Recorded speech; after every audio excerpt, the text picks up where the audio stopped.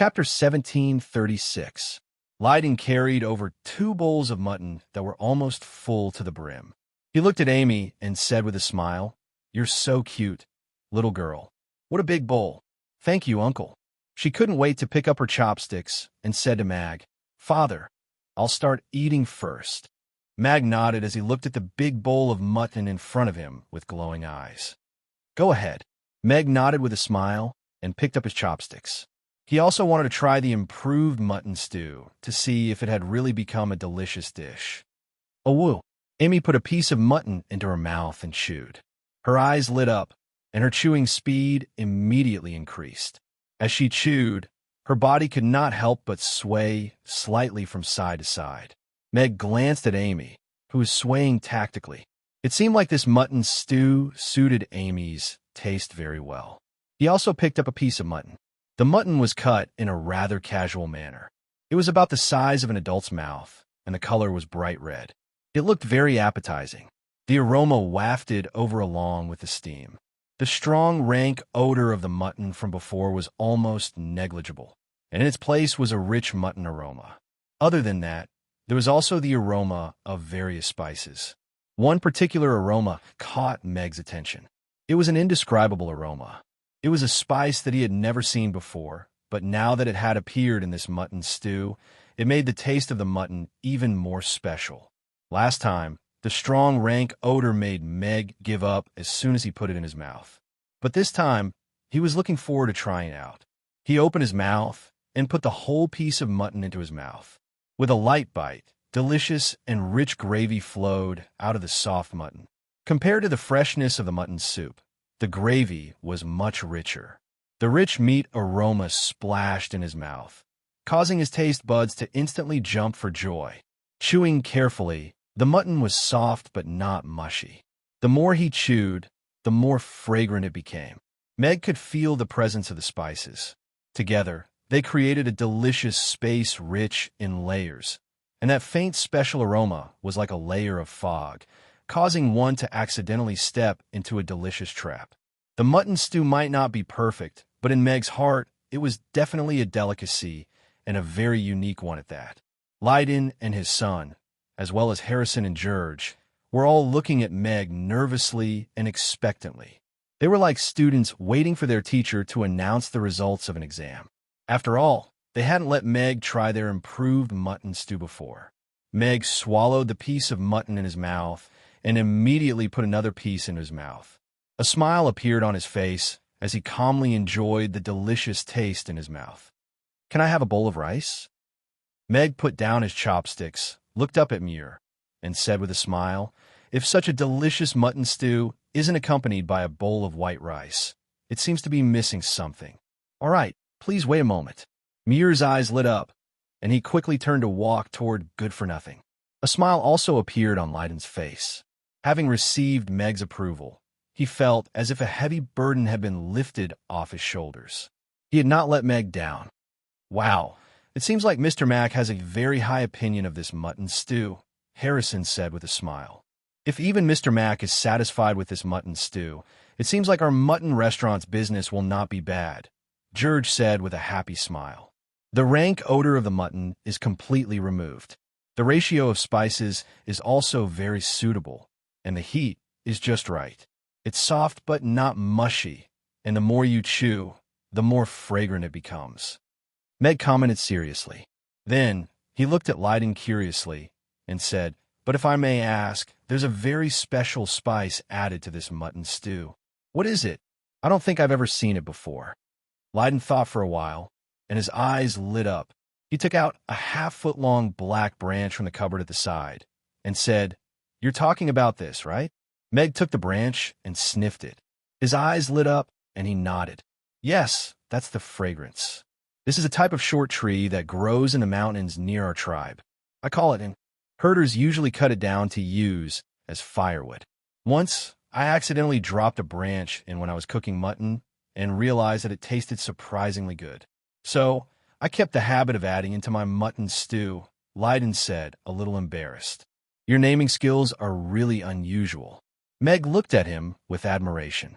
However, he was indeed very interested in this spice called in. The appearance of a spice was often due to many coincidences. Before Leiden came, perhaps no herder would have thought that the wood they used to light the fire every day could make mutton so delicious. Delicacies were gradually developed from such coincidences. Thank you to our great ancestors. Thank you to those wise people who were brave enough to try. Meg sighed in his heart. He returned the spice to Leiden and said with a smile, "It's pretty good. This spice will become the most unique symbol of your mutton stew." Leiden laughed good-naturedly. "Your rice." More quickly placed a bowl of rice in front of Meg. "Thank you." Meg nodded on my behalf. "See, father, you still want to eat rice." Amy tilted her head and looked at Meg proudly. "Yes, my Amy has extraordinary intuition when it comes to food." Meg nodded with a smile. He picked up his chopsticks and ate a mouthful of rice. Then he picked up a piece of mutton and put it into his mouth. The rice was paired with the delicious mutton stew. Even though Meg and Amy had already eaten lunch, they still enjoyed it very much. Leiden even specially scooped a small bowl of mutton for Ugly Duckling to eat alone. "Meow, meow." Ugly Duckling cried out happily as it ate. This was the first time it had received such treatment. After all, it usually only ate leftovers when it went out, depending on Amy's mood. Not long after, the rice and mutton in their bowls were almost emptied at the same time. Burp! The two of them burped at the same time. Then, they looked at each other and smiled. "Father, we seem to be too full." Amy winked at Meg. "Because the mutton is too delicious." Meg nodded with a smile. "Would you like another bowl?" Leiden rubbed his hands together as he asked, feeling overwhelmed by the unexpected favor. No, I really can't eat anymore." Meg quickly waved his hands. If he hadn't eaten lunch, he would consider another bowl. However, he was indeed a little full now. "Save my bowl first. I'll eat it next time," Amy reminded him seriously. Okay. Leiden nodded with a smile. Meg took out 8 silver coins from his money pouch and handed them to Leiden. He said, "Thank you for your hospitality. The mutton stew is indeed very delicious. I'm sure your business will be very good in the future. I can't accept this money. This is your restaurant, too." Leiden immediately retracted his hand. He looked at Meg and sincerely said, "There's something else I'd like to ask you. This is my first time opening a restaurant, and I'm suddenly facing so many customers. How can I make the customers as satisfied as possible?" Meg looked at Leiden with a smile and said, "You can only achieve success if you stick to your initial principles." Bookhouse website. Chapter 1737. Meg used these words to replace the 80 copper coin meal fee. As for whether Leiden and his son could keep those words, that would be up to them. "Father, have you learned how to make mutton stew?" Amy sat at the back of the bicycle and asked Meg expectantly. "This dish was created by Uncle Leiden. I didn't learn how to make it from him." Meg shook his head with a smile. "If Amy still wants to eat it, I'll bring you here next time." "Okay." Amy nodded happily. Meow. Ugly Duckling poked its little head out of the basket. Although it was carsick, it still didn't want to lose its presence. Amy poked her head out from behind Meg and said decisively, "I'm not bringing you." Meow.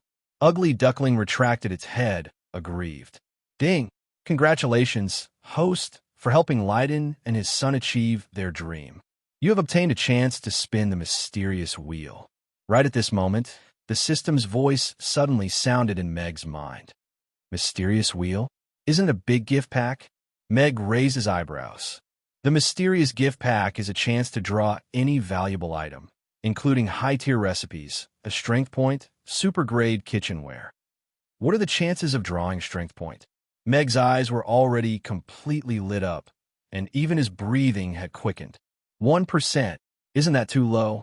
I've made such a huge contribution to this world, giving them the chance to taste the delicious mutton stew, and even helped a father and son who wanted to open a restaurant to achieve their dream.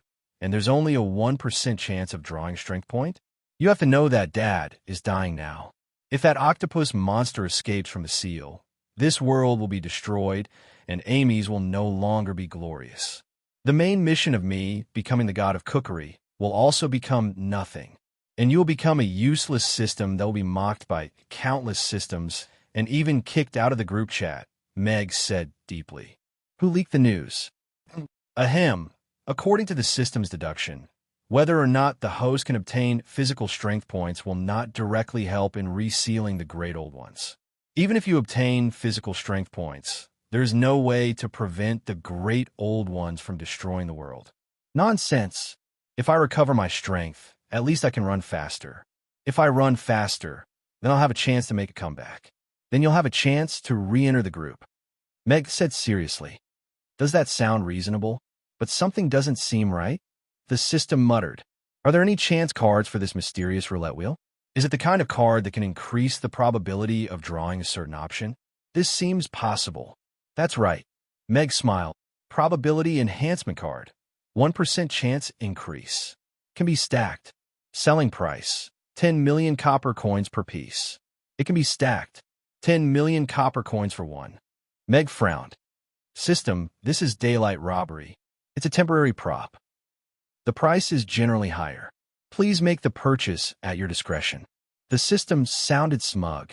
All right, give me 99 cards, Meg said without much hesitation. 99 cards? Host, are you sure you want to buy? The system seemed to be in disbelief and quickly gave a price. 990 million copper coins. Yes, I want 99 cards with a 100% chance of drawing the physical strength points, Meg said with certainty. Money was saved to be spent. He had collected quite a bit of wealth from Dragon Island and the Fok tribe. The total was about $1 billion. This time, he spent all of it in one go. However, in the face of a world that might become chaotic, power was far more important than money. Therefore, he didn't even bat an eyelid when he spent the money. He wanted a 100% chance of breaking through to 10th tier before the peace conference started. Ding! 990 million copper coins have been deducted. The remaining amount will be converted from the host's own items. 99 chance increase cards have been issued. The mysterious roulette wheel has been activated. Host, please start the lucky draw as soon as possible. The system's brisk voice sounded. It even added a background music of money falling into a bag. Useless. Meg pursed his lips as he looked at the roulette wheel that appeared in his mind. As he used the chance increase card one by one, there was only 0. 5 physical strength points left on the roulette wheel. Perfect. Meg pressed the start button with a smile. The needle symbolically spun a few rounds before finally stopping. Congratulations, host. You have drawn physical strength plus 0. 5. The system's fake congratulations sounded. Very good. Meg accepted that precious physical strength point with satisfaction. This wasn't a simple lucky draw. It was a lucky draw that could change his fate. Although money couldn't solve all problems, it could solve most problems. For example, bribing the lousy system. Father, are you smiling? Amy asked curiously as she tilted her head and looked at Meg's side profile. Meg, would you believe me if I said I was Superman? Meg asked with a smile. Of course. Of course, Father is Superman. A super powerful lord. Amy said with a nod. It's not easy to be Superman. Meg's smile was full of confidence. He seemed to have finally gained the courage to shoulder everything. At the same time, a heavy responsibility appeared. The old feud with the Roth Empire's royal family, Amy's future, the great old ones that he had to face directly, the situation of the Norland continent at the crossroads. He couldn't avoid all of these. After returning to the restaurant, Meg didn't share this joy with anyone. He made himself a pot of tea, went to the study on the 2nd floor, and locked himself in the study. He needed to calm down. When his power recovered to 10th tier, all his plans would be different. He knew that he had to shoulder some things and fight for some things. 10th tier lightning. It must be wonderful, right? Meg picked up the teacup and finished it in one gulp. A smile appeared on his face. Sally, this is your first time representing the elves in front of all the other races after you became the elven princess. Irina should be there too. I hope your performance won't disappoint me. In the starry cave in the wind forest, Helena looked down at Sally with a cold voice. Sally nodded slightly and said, I will do my best to protect the elves' dignity and interests. Helena looked at her deeply and said, Go. Yes. Sally turned and walked out of the cave. High Priestess, if you let Princess Sally lead the team, will she lose to Irina in terms of aura? A superior elf asked worriedly. Can you beat Irina in terms of aura if I send you? Helena glanced at him. That elf shrunk his neck and didn't dare to say anything else. This is something she has to face sooner or later. This is just the simplest test. Wonderful Book House. Chapter 1738. All the races were invited to this meeting before the peace conference, and all the invitations were in accordance with the rules of the peace conference. This made all the races on the Norland continent focus their attention on Chaos City. On the seemingly peaceful continent, the border armies of all the races were sharpening their swords in preparation for the war that would ensue after the failure of the peace conference. Even the dwarves, who had trade relations with all the races, had started to limit the number of merchants entering and leaving Isen Castle. They might even seal off the passage into the castle at any time. With the arrival of the various races' representatives, the City Lord's Castle's concierge department started to get busy. Luckily, the City Lord's Castle was already familiar with a series of meetings and arrangements, so it was not messy. Dicus walked into the study and said to Michael, "City Lord, Miss Hill has just sent someone over. She said that the first train's trial run is completed, and it will depart in an hour's time." "Very good. It's time for us to set off too." Michael stood up and walked to the door. "City Lord, the August Tribe's chief, Oster, the Flaming Demon's chief, and a few other representatives have just arrived at the City Lord's Castle. Do you want to meet them first?" Dicus reminded. "There's plenty of time to meet them tomorrow. They can't be compared to the railway workers who have worked hard for countless days and nights." Michael walked out of the door without any reluctance. "All right."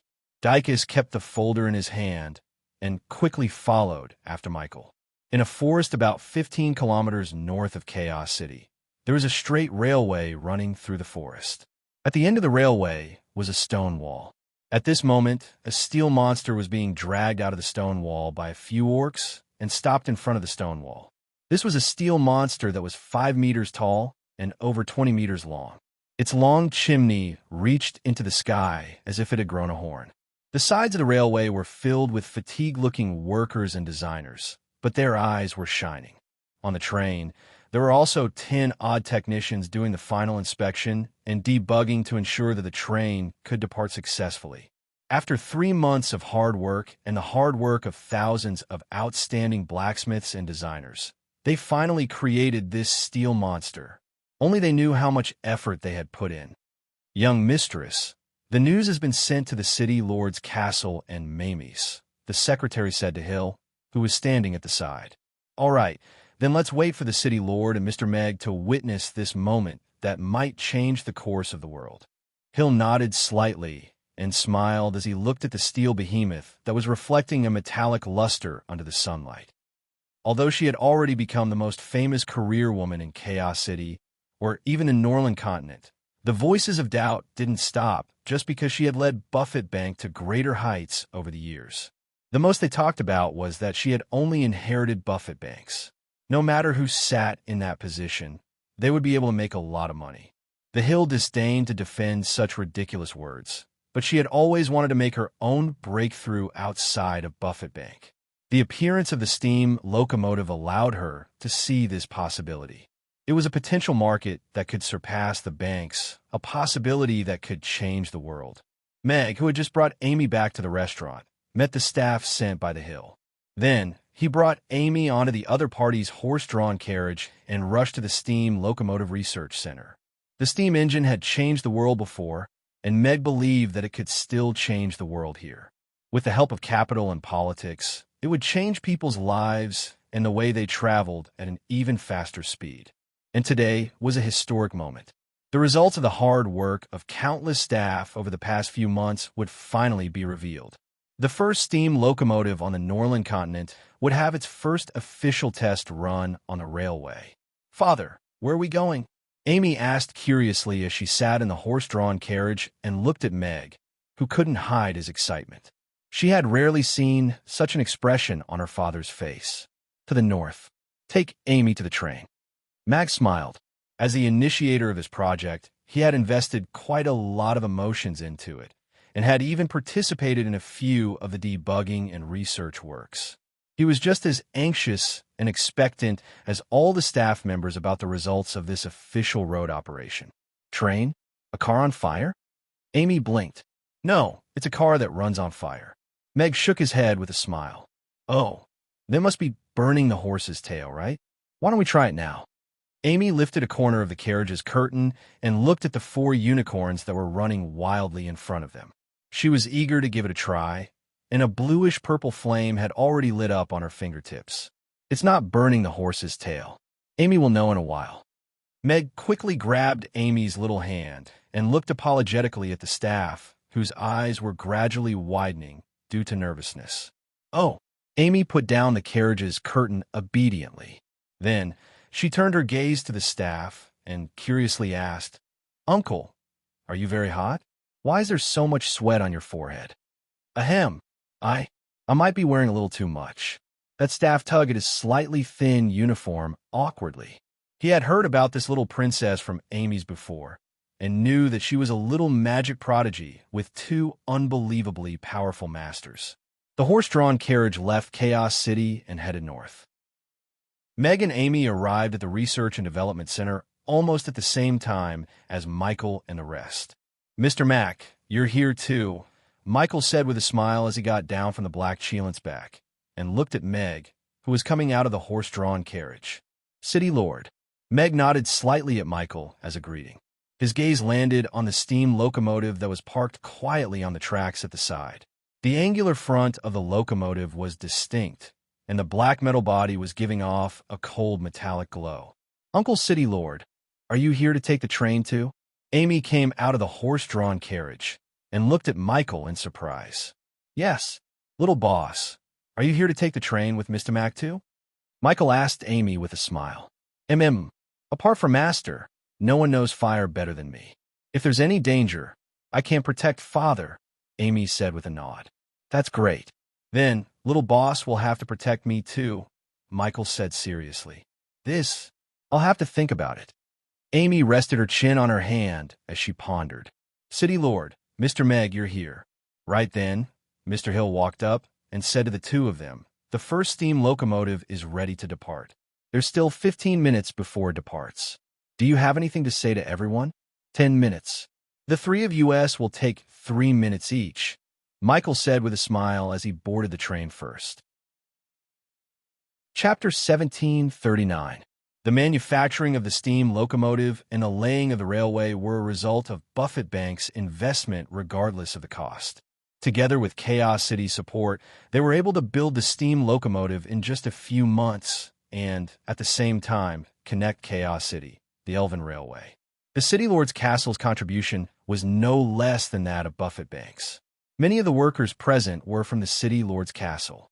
Hence, as soon as the City Lord Michael boarded the steam locomotive, the crowd applauded enthusiastically. Thank you for your hard work, everyone.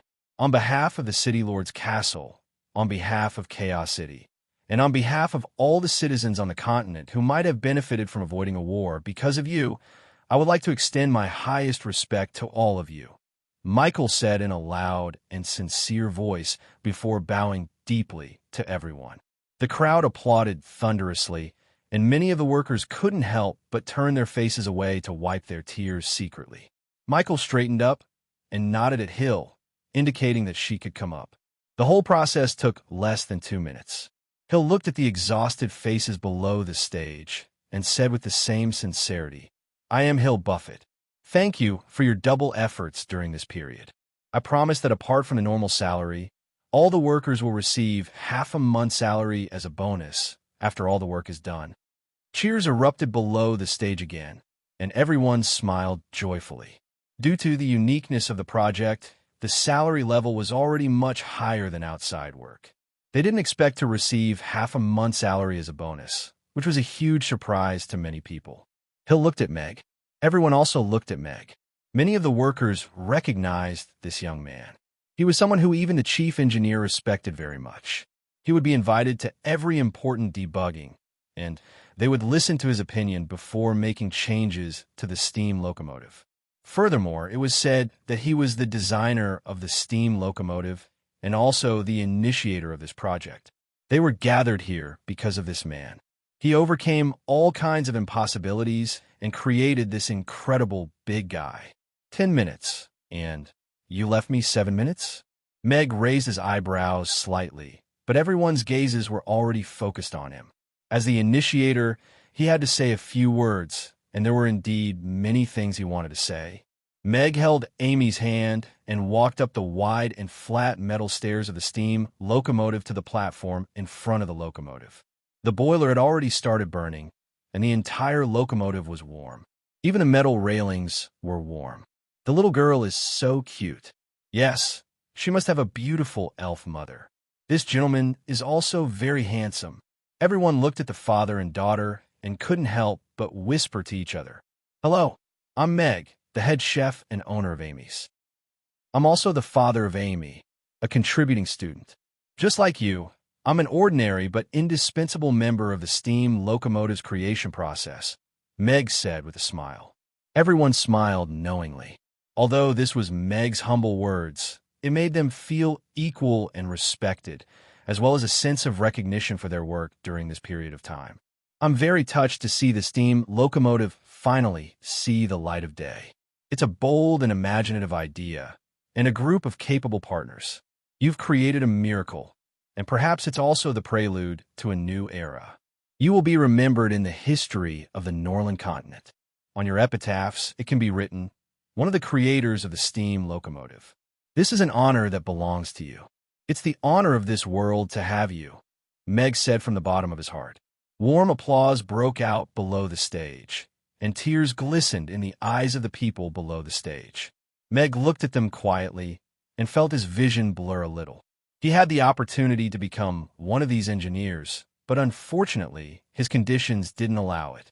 His family was simply too rich. However, his spirit was with them. A hint of surprise flashed across Mr. Hill's eyes as he looked at Meg. Michael was looking at Meg with admiration. Of course, there was also a hint of surprise. In his impression, Alex wasn't someone who could say such sentimental words. These uncles and aunties must be very powerful and great people, right? Amy stood there obediently and looked up at Meg. Then, she looked at the staff standing below and thought to herself, that's right. There's no need to repeat the praises. You're the best team I've ever seen. What I want to talk to you about is the future of the steam locomotive and the railway. I want to tell you what a great thing you're doing now, Meg said with a smile after the applause died down. Everyone's voices gradually lowered as they looked at Meg expectantly. They knew that the steam locomotive might change some things, but they couldn't predict what changes would happen. Meg continued. The steam locomotive that burns ores to obtain kinetic energy will replace most of the transportation and become the first choice for medium and long-distance travel and freight transport. Our railway tracks will be spread all over the Norland continent, and people will be able to choose to take the train to any place. The world will be integrated at an unprecedented speed, and many industries and barriers will be greatly impacted. Perhaps in the near future, we will be able to see a world that is gradually integrating, and the railways will be like a net that connects the entire continent together. The pairs of eyes gradually lit up. Some were in disbelief, and some were elated. They got together and made a steam locomotive that could run by burning a fire. However, they had never thought that this steam locomotive would have such a huge impact on the Norland continent. They could feel their blood boiling just by listening to Meg's description. Mr. Hill's eyes also lit up as he looked at Meg. He pursed his lips as if he wanted to say something, but stopped himself. Whether it's Alex back then or Mr. Meg now, he is always impressive. Michael took the lead to clap his hands as he looked at Meg with admiration. He lamented in his heart, he is so much calmer now. It seems that the ambush 3 years ago and little Amy still had a big impact on him. Listening to the loud applause and looking at the pairs of sparkling eyes, Meg was a little surprised at his improvisational ability. Maybe he should have learned from Rebus and wandered around the mobile phone industry. Maybe he could have held an MS-10 product launch. After the applause stopped, Mr. Hill took a look at his watch and nodded slightly at Meg. It's a great honor to be able to participate in the trial run of S. Peace with all of you here today. Now let us witness this moment together, Meg said loudly. Whoa! A long whistle sounded, and white smoke rushed out of the chimney. The huge train started to tremble slightly, and then slowly moved forward with a sizzling sound. Book Guesthouse Reading Website. Chapter 1740. A melodious whistle sounded, and the huge steam locomotive started to tremble slightly before moving forward slowly. Everyone watched this scene with their eyes wide open. They watched as the steam locomotive started to move slowly, witnessing this moment that would go down in history. All the hard work he had put in over the past few months had paid off perfectly at this moment.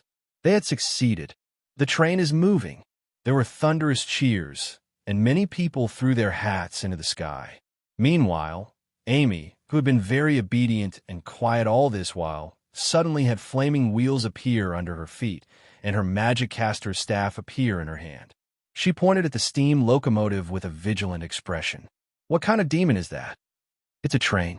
Meg quickly carried the little one down as he tried to hold back his laughter. Amy kept her flaming wheels, but still frowned, and said, "But it's shouting at me." Hill, who was at the side, twitched his mouth. His gaze drifted to the sky as he tried his best not to laugh out loud. "It's reminding everyone that it's about to move, and it's blowing the whistle," Meg explained with a smile. He didn't dare to let his great aunt blow the train. Otherwise, Gong Qingshi's heart would be broken. "Oh." Amy sized up the locomotive for a while more before putting her magic caster staff away. Under the watchful eyes of the many staff members, the train slowly left the departure point and moved forward steadily. Its speed gradually increased, and it gradually became a black dot moving forward in a straight line in their line of sight. The staff members on the train also burst into cheers. Meg could feel their joy, and he could empathize with them. He had never thought that he would be able to travel on a steam locomotive on the Northern continent. Everything had happened too quickly, and it felt like a dream. Meg stood at the front of the locomotive and felt the steam locomotive's operating condition. The speed had already been raised to the maximum, which was about 50 kilometers per hour. It was an incredible speed, and the operation was relatively stable. However, there was still a lot of room for optimization in terms of shock absorption, and the jerks during the journey were still a little strong. For the steam locomotive's first official trial run, this was already an impeccable result. "Now, I completely believe what you said previously." Michael looked at Meg with admiration. "This is indeed an invention that can change the world. I hope for world peace." Meg smiled. Michael nodded. "I think this big guy will make the representatives of the various races change their minds. In terms of trade, it will bring about disruptive changes to the world. Maybe we can have a drink to celebrate." Hill smiled. Her assistant took out the red wine that had already been prepared and poured it into 3 crystal glasses. "To the victory of this battle against time," Michael said with a smile as he took the glass. "For world peace." Meg picked up the wine glass. "Happy cooperation." Hill raised his glass. After a brief celebration, Michael got out of the car early. There were still many things waiting for him to deal with at the city lord's mansion. Meg, on the other hand, took Amy on a tour of the interior of the train. 2 bare-chested, stocky dwarves were shoveling coal into the boiler. The blazing flames made the temperature in the boiler room quite high. "So the train is a car that burns fire, not a car that spits fire," Amy muttered thoughtfully. She looked up at Meg and asked, "Those 2 dwarven uncles are having a hard time. Do you need my help?" "No need. Amy's flames are different from theirs. They might cook the train." Meg quickly stopped Amy from helping. If she threw a fireball, the boiler might explode. "Let's go. Let's go to the carriage at the back to take a look." Meg led Amy into the next carriage. The second carriage was a passenger carriage. According to Meg's suggestion, rows of seats were custom-made. There were 4 seats in a row, and each carriage could accommodate 100 passengers. However, there were no customers today. The carriage was full of steam locomotive designers and testers. They were busy recording various data during the operation of the train. "Mr. Meg." Chief Engineer Blair stepped forward and shook Meg's hand excitedly. "We did it. Yes, we did it." Meg also held Blair's hand tightly. Looking at his increasingly balding appearance, it was obvious that he had put in a lot of effort for this project. Grandpa, I recommend you try our restaurant's Buddha jumps over the wall. Your hair will grow back, Amy said seriously as she looked at Blair's hair. He okay? Blair smiled and nodded. He looked at Meg and said, This little girl is so cute. She takes after her mother. Meg replied a little proudly. However, he soon talked to Blair about some of the problems he felt earlier. Meg participated in almost the entire trial run process and gave his own opinions on some of the optimizations. The trial run was very successful. At least, they successfully drove the train out and back in one piece. Mr. Meg, thank you for taking the time to participate in the trial run, Hill said to Meg as he stood in front of the carriage. That's what I should do. Meg nodded. There's something I would like you to consider. Are you willing to participate in the development of a series of steam engine and steam locomotive products with me? Whether it's shares or remuneration, you can ask for them yourself. Hill looked at Meg seriously and said, You are the most suitable person I have ever seen to do this. I believe that you and I can create a huge business empire that far surpasses Buffett Bank's. I agree with you on this point. Mag looked at Shear with a smile and shook his head as he said, However, I'm very sorry. Compared to creating a huge business empire, I prefer cooking and taking care of children. The kind of happiness cannot be replaced by any amount of money. Hill was a little disappointed, but he quickly smiled and said, That's an expected answer. However, I will always keep this position for you. If you change your mind, you can let me know anytime. Okay. Meg nodded with a smile. Where's the child you mentioned? I want to see her, Lewis asked Jinx as he walked out of the Castellan's residence. She's working as a waiter in a restaurant. I can bring you there, Jinx said. Waiter? Lewis frowned. How can a child of the Golden Dragon tribe be a waiter? That's nothing. The little princess of the Frost Dragon tribe is also a waiter there. Jinx shrugged nonchalantly. He looked at the incredulous Lewis with a smile and said, Uncle, that restaurant is not ordinary. It doesn't seem to be something embarrassing to be a waiter there. Could it be opened by a powerhouse? Lewis's brows were still tightly knitted. That's not it. You'll know when you see it for yourself. Jinx kept him in suspense. In a chapter. Chapter 1741. Have you contacted that child recently? Lewis asked Jinx as they sat in the horse-drawn carriage that the City Lord's castle had specially sent. I gave her my contact details, but she never contacted me once. She didn't come to Dragon Island to look for me, either. Jinx shook his head and helplessly said, Perhaps Dragon Island isn't that attractive compared to that restaurant. Lewis frowned and became even more puzzled. What's the background of that restaurant? Even Dragon Island can't compare to it. It's not about the background. You'll know in a while. Jinx shrugged. It was really not easy to explain. If anyone dares to stop my Golden Dragon tribe's child from going home, I will never let him off, Lewis said coldly. Jinx blinked and didn't answer. The horse-drawn carriage stopped, and the coachman's voice came from outside. Dear guests, we have arrived at Amy's. Uncle, this is Chaos City, after all, and we are guests. No matter what happens later, you have to bear with it. After all, we're here to facilitate negotiations. It's not good to fall out with the host, Jinx specially reminded before alighting from the carriage. Lewis replied in a deep voice. They were facing a great enemy, and they still had to rely on Chaos City to get all the races to put aside their prejudices and face the enemy together. They really couldn't afford to offend Chaos City. Then, let's go to this special restaurant. Jinx alighted from the horse-drawn carriage first. Lewis followed closely behind. He frowned as he looked at the long line in front of the restaurant. What are they doing now? Waiting in line to eat, Jinx said calmly. He had already seen such a scene the last time he came. We have to wait in line to eat. I'm from the Golden Dragon tribe, Lewis said with displeasure. Even if their City Lord Michael came to eat, he would have to line up at the back obediently, Jinx said with a shrug. Who exactly is this restaurant owner? Could it be opened by some old monster? Lewis was even more puzzled as he looked at the beautiful restaurant door with a frown. Not really. This restaurant owner is just an ordinary human. Jinx shook his head. An ordinary human? Lewis raised his brow. However, her daughter is quite impressive. She is the magical goddess who is accepted as a disciple by both Crassus and Julian. Jinx replied, I have some recollection of this. But even if it's because of his daughter, this boss dares to make Michael wait in line outside? Lewis was still confused. You might not believe it, but most of the people waiting in line outside are willing to do so. Furthermore, the restaurant hasn't opened for business yet. These are all customers who came to line up in advance and are afraid that there won't be any seats later, Jinx said helplessly. Willing. Lewis sized up the customers in the queue. There was no lack of powerful people from various races in the queue. None of them showed any dissatisfaction with the queue, and the atmosphere seemed to be pretty good. That's right. The culinary skills of the owner of this restaurant are unparalleled on the Norland continent. You'll know once you try it, Jinx said with a smile. Yeah, human food is not to our liking. Lewis pursed his lips in disdain.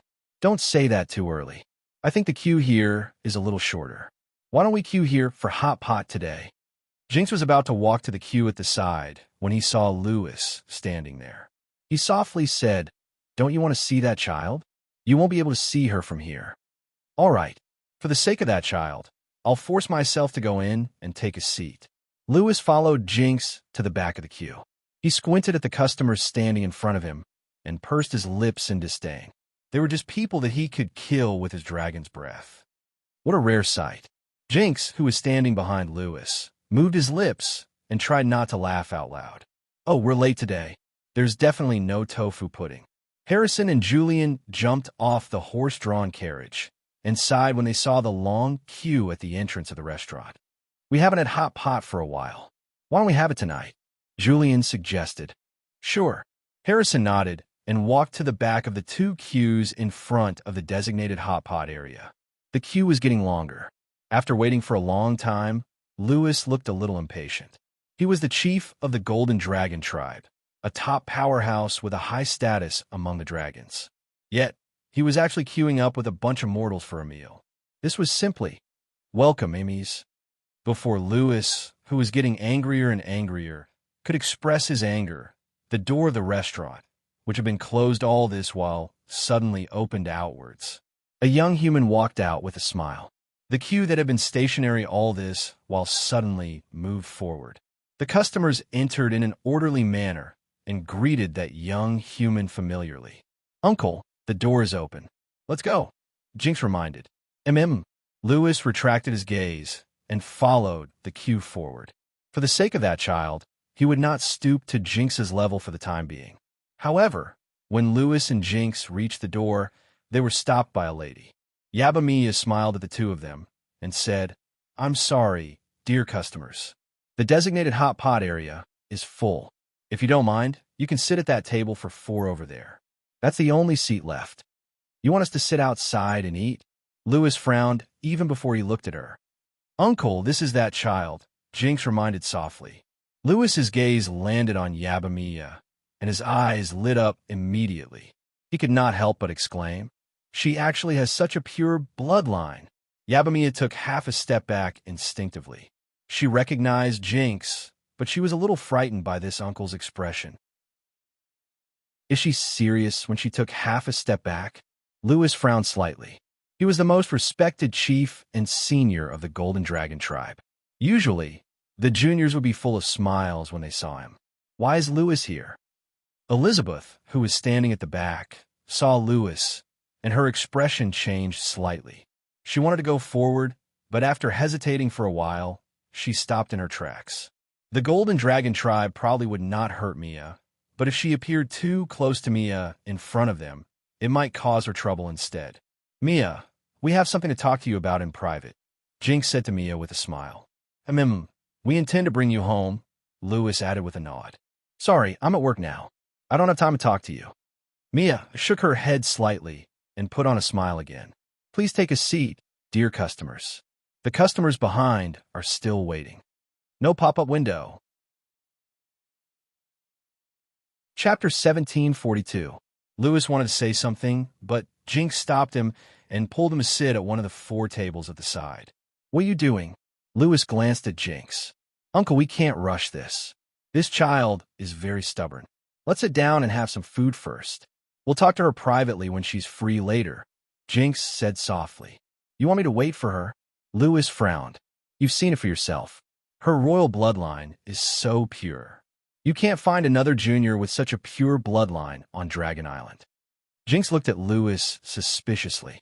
You really didn't do anything special with any lady in Chaos City all these years. You think this child has something to do with me? Lewis widened his eyes. Ahem. I'm just making a wild guess.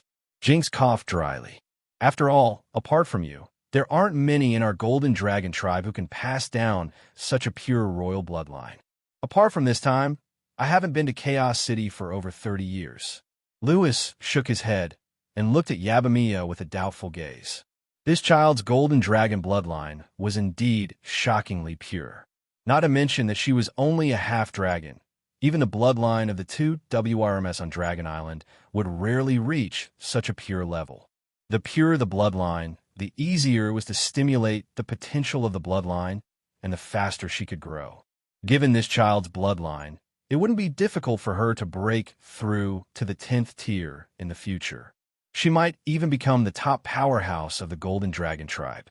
We have to bring her back. There are fewer and fewer children with potential these years. I have to nurture her personally, Lewis said in a low voice. Yes, it's such a pity for such a seedling to wander outside. Jinx nodded in agreement. Uncle, can we share a table?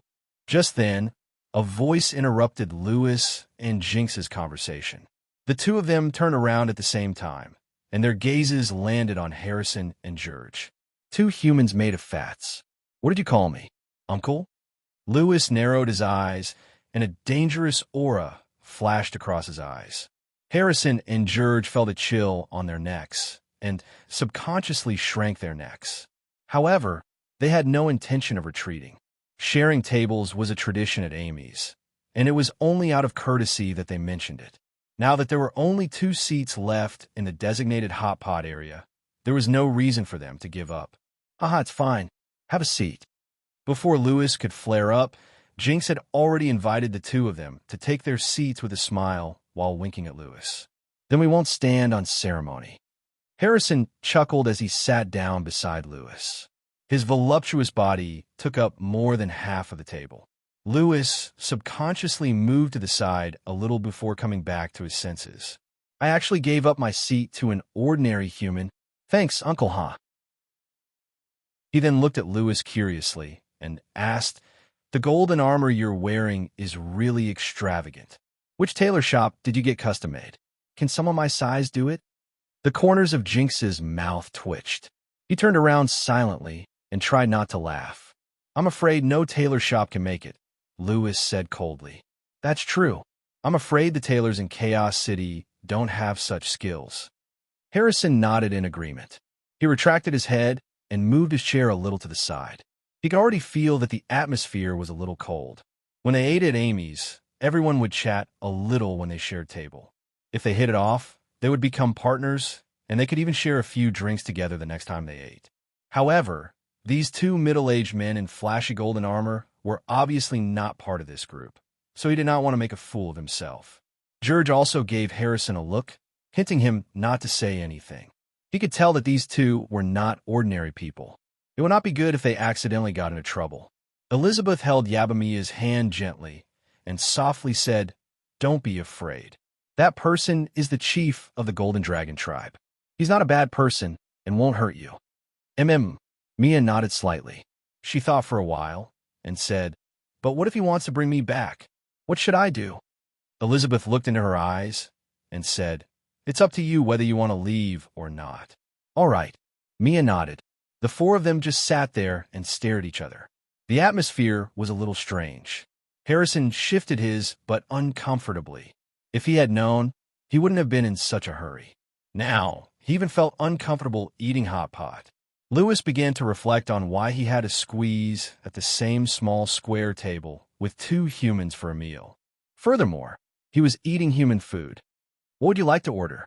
Right at this moment, a gentle voice sounded. Mia had arrived at the table with a smile on her face. Harrison wanted to say something, but he quickly shut his mouth. He turned to look at Lewis and Jinx and said, The two of you arrived first. Please order first. This. Jinx flipped open the menu. This was his first time eating hot pot. He couldn't help but frown when he saw the various dishes on the menu. Pig's brain? Can the brain of such a stupid creature be eaten? Wouldn't it be assimilated by it? Tripe? How dare they serve such a dirty thing on the table? Duck intestines? This restaurant is ridiculous. Lewis was fuming with rage. Do you eat hot pot often? What's good? Jinx had already started to ask Harrison shamelessly before Lewis flared up. If you're talking about eating hot pot, then you've asked the right person.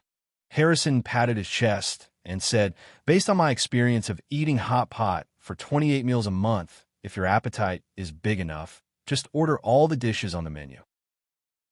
It'll be a regret in your life if you miss out on any one of them. This method of yours is really not troublesome at all. Jinx nodded. He looked at Yabamiya and said, then I'll order 2 servings of all the dishes on the menu. Lewis raised his hand to reject him. You don't have to order for me. I won't eat such. Uncle, I've ordered. You can order whatever you want. Jinx turned around and interrupted Lewis. How about you? What do you want? Yabamiya asked Lewis with a smile. Lewis retracted his hand awkwardly. He looked at Mia's clear eyes and hesitated for a while before saying, then I'll order 2 servings of all the dishes. All right, please give me a moment. Mia nodded. Then she helped Harrison and George order. You've hidden your skills well. Harrison looked at the two of them with admiration. Chapter 1743. You've already become a vegetarian? Lewis scrutinized Jinx. Uncle, it's right to try new things. Times have changed, Jinx said calmly. Vegetarian dishes should not be on a giant dragon's menu. I will hold a meeting with the elders to discuss whether giant dragons who eat vegetarian dishes should be banished from Dragon Island. Lewis frowned. That child must have eaten quite a lot. Jinx pouted angrily. Lewis choked and added, she hasn't returned to our tribe, so she can avoid punishment for not knowing the rules. But at least half of the dishes you ordered were vegetarian, Jinx said. Lewis's face darkened.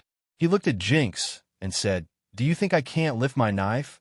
Or did Chaos City give you special courage? Hey. Uncle, let's talk nicely. Jinx quickly gave in and chuckled. We're just doing as the Romans do. That child is very opinionated. She's not an orphan who will cry just because we say we're here to bring her home.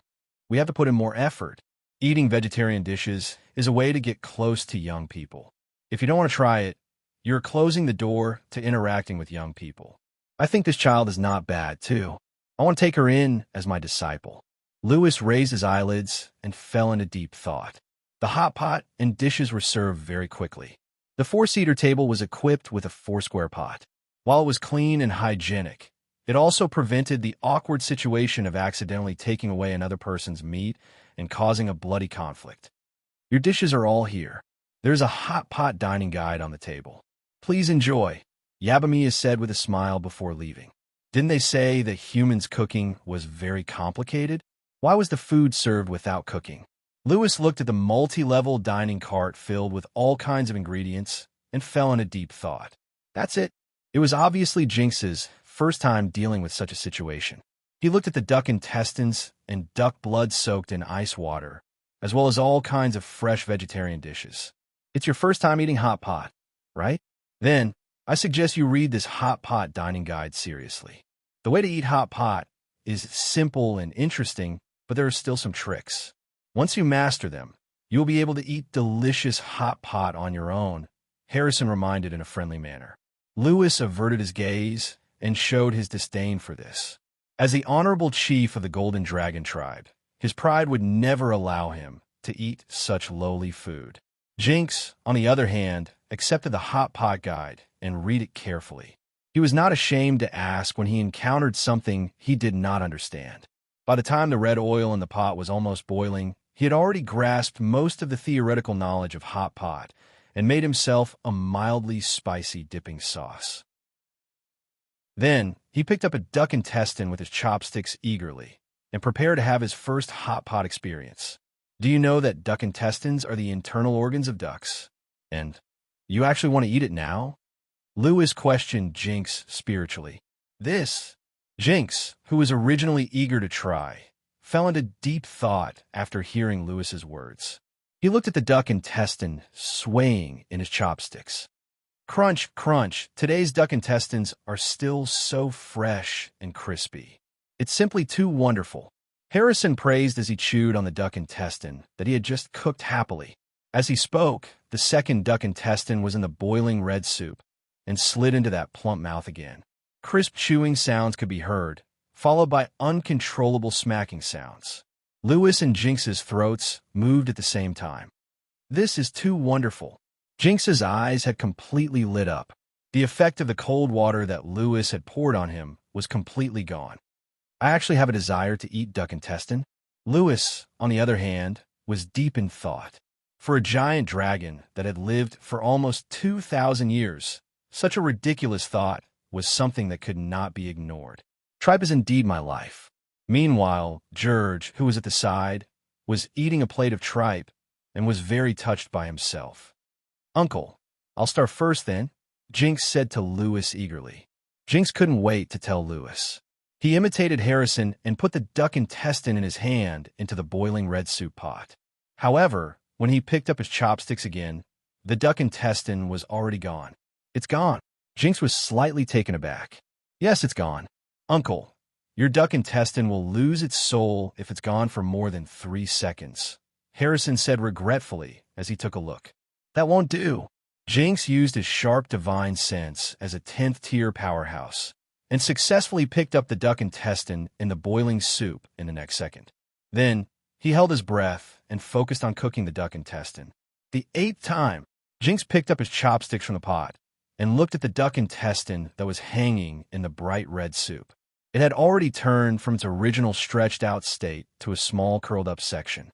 He glanced at the hot pot instructions and then dipped the duck intestine into the dipping sauce with a sacred expression before putting it into his mouth. The spiciness of the hot pot base exploded on the tip of his tongue as if an ant had bitten it. Jinx's face turned red immediately, and he was so shocked that he almost jumped out of his chair. "There's poison in the dish." Lewis looked a little alarmed. He had already raised his right hand and was ready to save him. Dregs, dregs, dregs. Right at this moment, Jinx suddenly started chewing quickly. The duck intestine made a crisp sound, and he could feel the refreshing feeling when his teeth cut through the thin duck intestine. The redness on Jinx's face gradually faded and was replaced by surprise and joy. Apart from the numbing spiciness, the crispy and chewy duck intestine gave Jinx's teeth a very novel and refreshing feeling. Moreover, as his taste buds got used to the spiciness, the fragrance under the spiciness started to show its power. The more he chewed, the more fragrant it became. Jinx swallowed the duck intestine and exclaimed, "What an incredible texture! What a shockingly delicious taste!" This small piece of duck intestine has actually become such a delicious and special food after the ritual baptism of this red soup. It's really amazing. Lewis silently retracted his hand and frowned as he looked at Jinx, who had already picked up his second piece of duck intestine. His gaze was a little judgmental, with a tinge of anticipation and curiosity. The corners of Jinx's mouth twitched, and he continued to rinse the duck intestine. His exaggerated expression did not seem like something a dragon powerhouse should have. After rinsing the duck intestine, Jinx's target turned to the tripe soaking in the ice water. "Uncle, I know what this is. You don't have to remind me."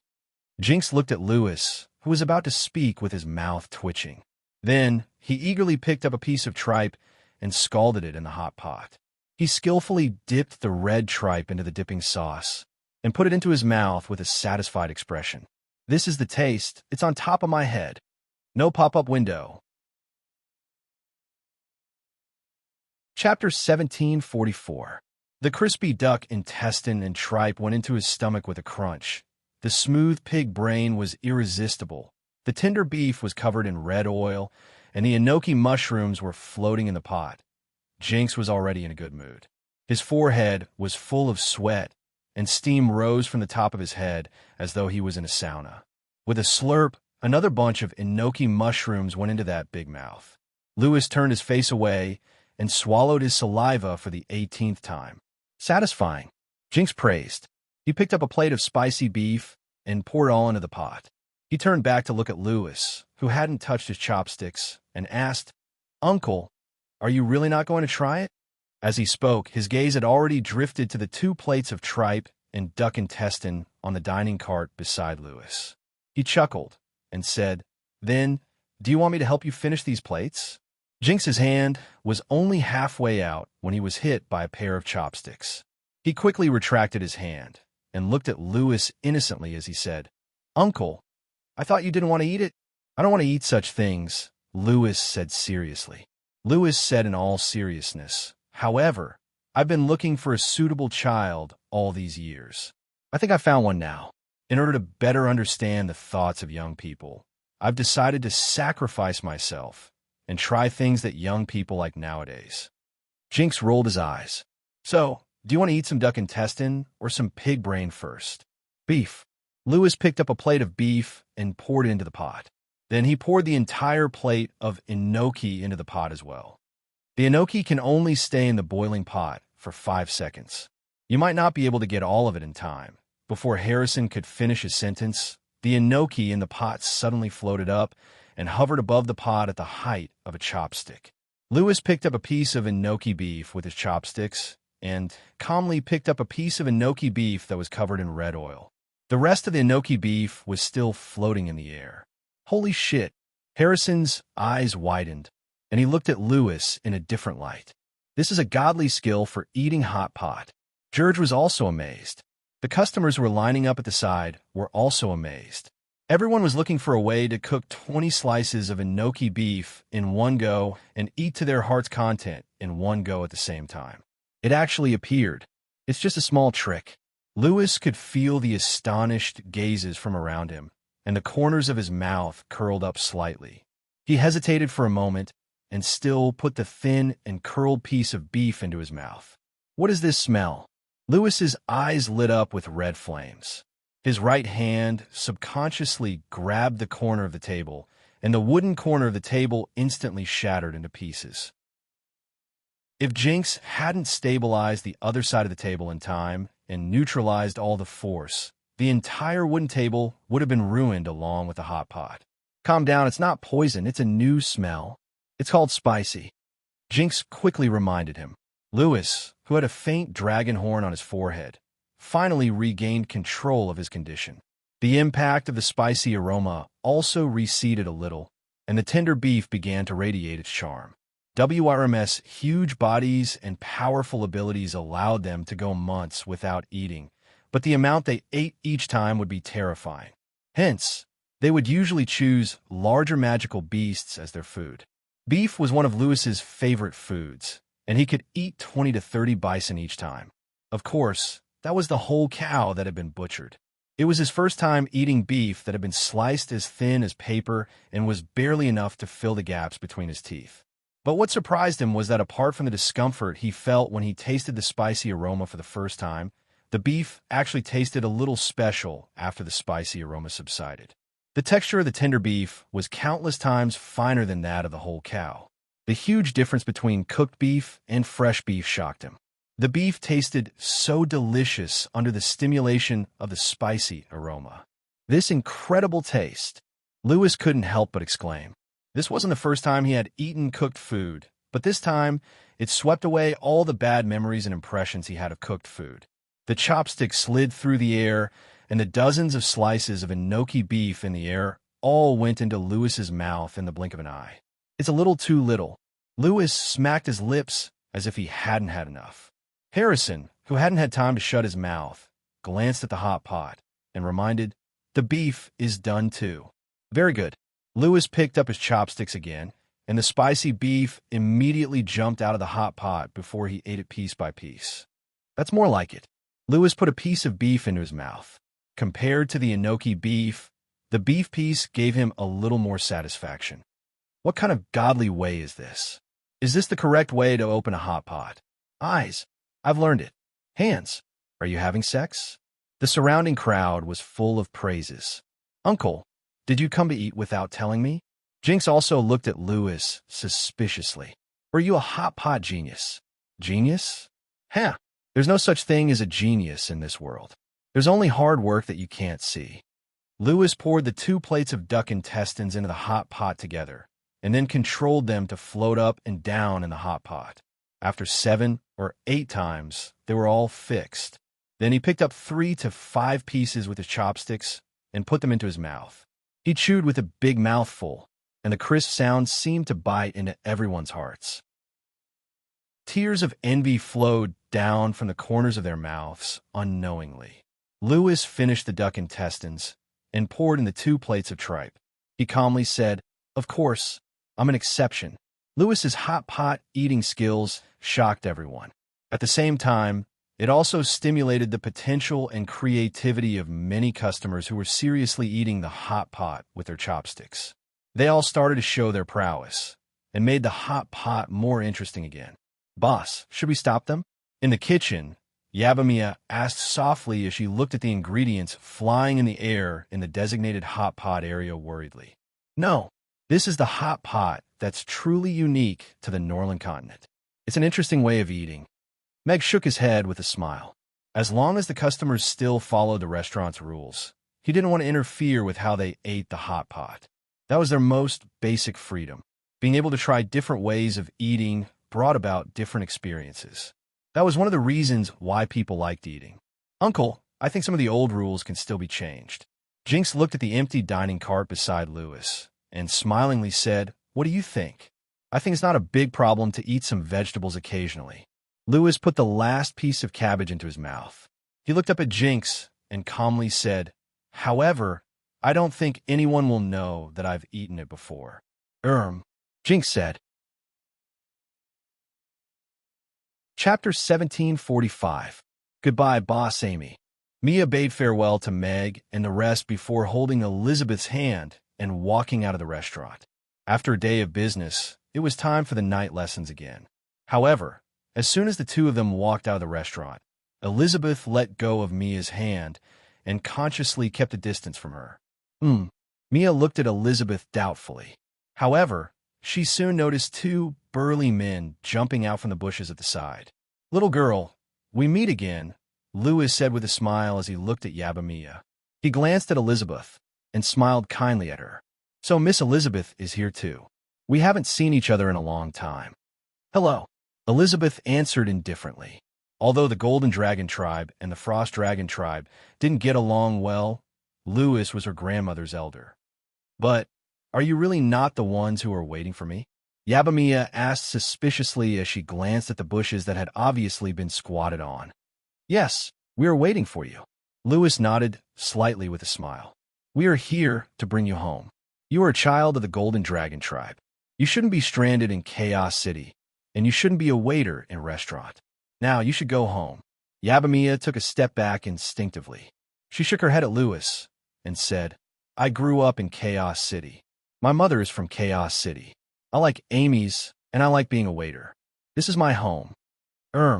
Lewis looked at Yabamiya, who took a step back again, and his expression stiffened. As the first naturalized persuader, ever since he developed this homecoming tactic, he had been successful in every endeavor with the wandering golden dragons. He didn't expect to be defeated by this child.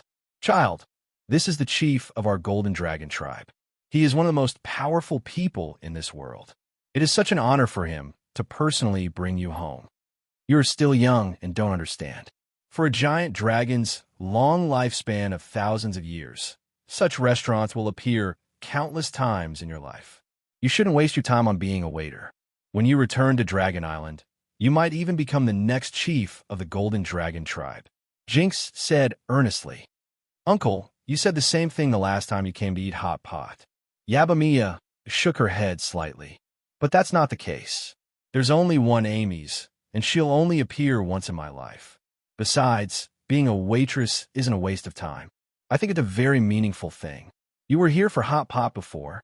Lewis turned to look at Jinx with a scrutinizing look. Jinx was a little embarrassed, and his gaze was a little evasive as he said, "I'm just trying to get some information. Then why did you pretend to be trying it for the first time?" "Was it because you said that a vegetarian giant dragon would be banished? I couldn't possibly self-destruct," Jinx said innocently. "He loves enoki mushrooms." He ordered 10 servings of enoki mushrooms the last time. Yabamiya added. Madam, please don't tell on me. Jinx begged with a bitter face. I'll deal with you slowly when we get back. Lewis glared at him before turning to look at Yabamiya. Child, your golden bloodline is very pure. Do you know who your father is? Where is your mother? I've never seen my father before, and I don't know who he is. My mother has already passed away, Yabamiya said with a dejected expression. Lewis looked at Yabamiya pitifully and angrily said, If I find out who this bastard son is, I'll definitely teach him a lesson for you. Count me in. Jinx was equally indignant. Elizabeth, who was at the side, took a few deep breaths before slowly unclenching her fists. I like this job now. I like Amy's. I like Chaos City. So, I don't want to leave here. Yabamiya looked at Lewis with a troubled expression and said, But my powers seem to be getting stronger, and I don't know how to control them. At times like this, you need a powerful teacher, Lewis said. Someone like me. Jinx stepped forward without hesitation. Get lost. Lewis kicked Jinx away and smilingly said to Mia, Child, I can take you in as my disciple and personally guide you on the cultivation path of the Golden Dragon. Really? Yabamiya's eyes lit up. However, she soon worriedly said, But won't I have to leave the restaurant and go to the Dragon Island?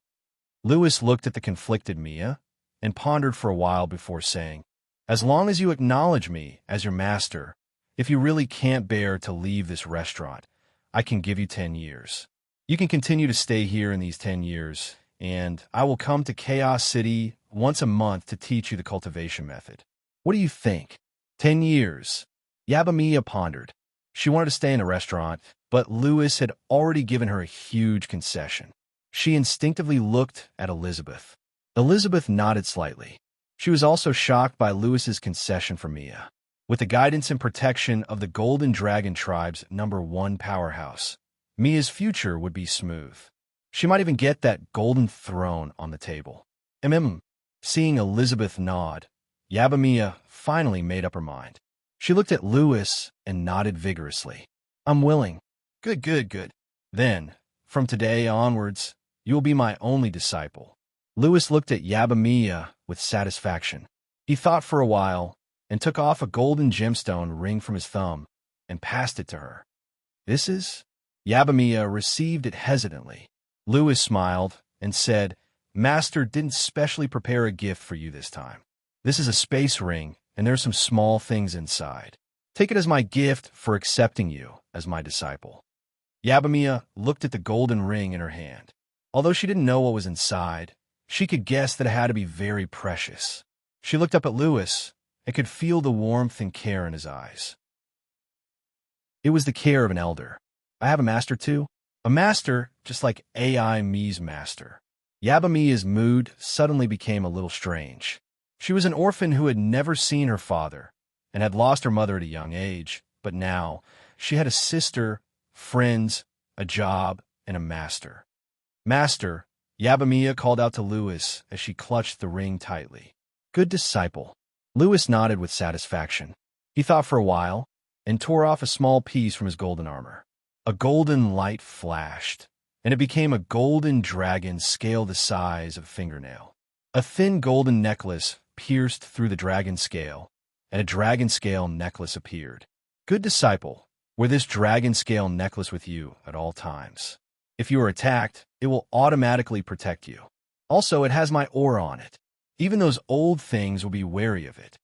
Thank you, Master, Yabamiya said gratefully as she accepted the necklace. What a pity. She's such a good seedling.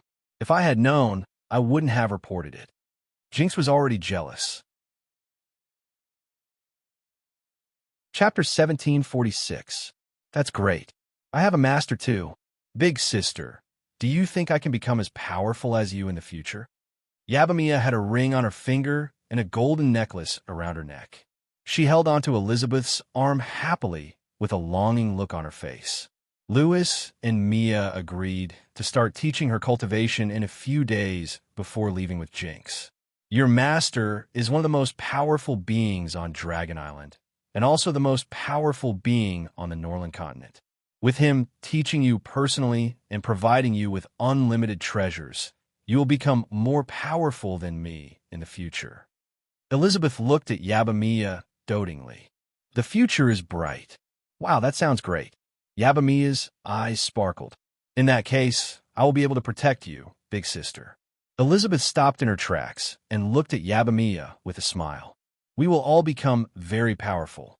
No matter if it's the Golden Throne or the Frost Throne, we will be able to take back what Father obtained back then. The Golden Throne?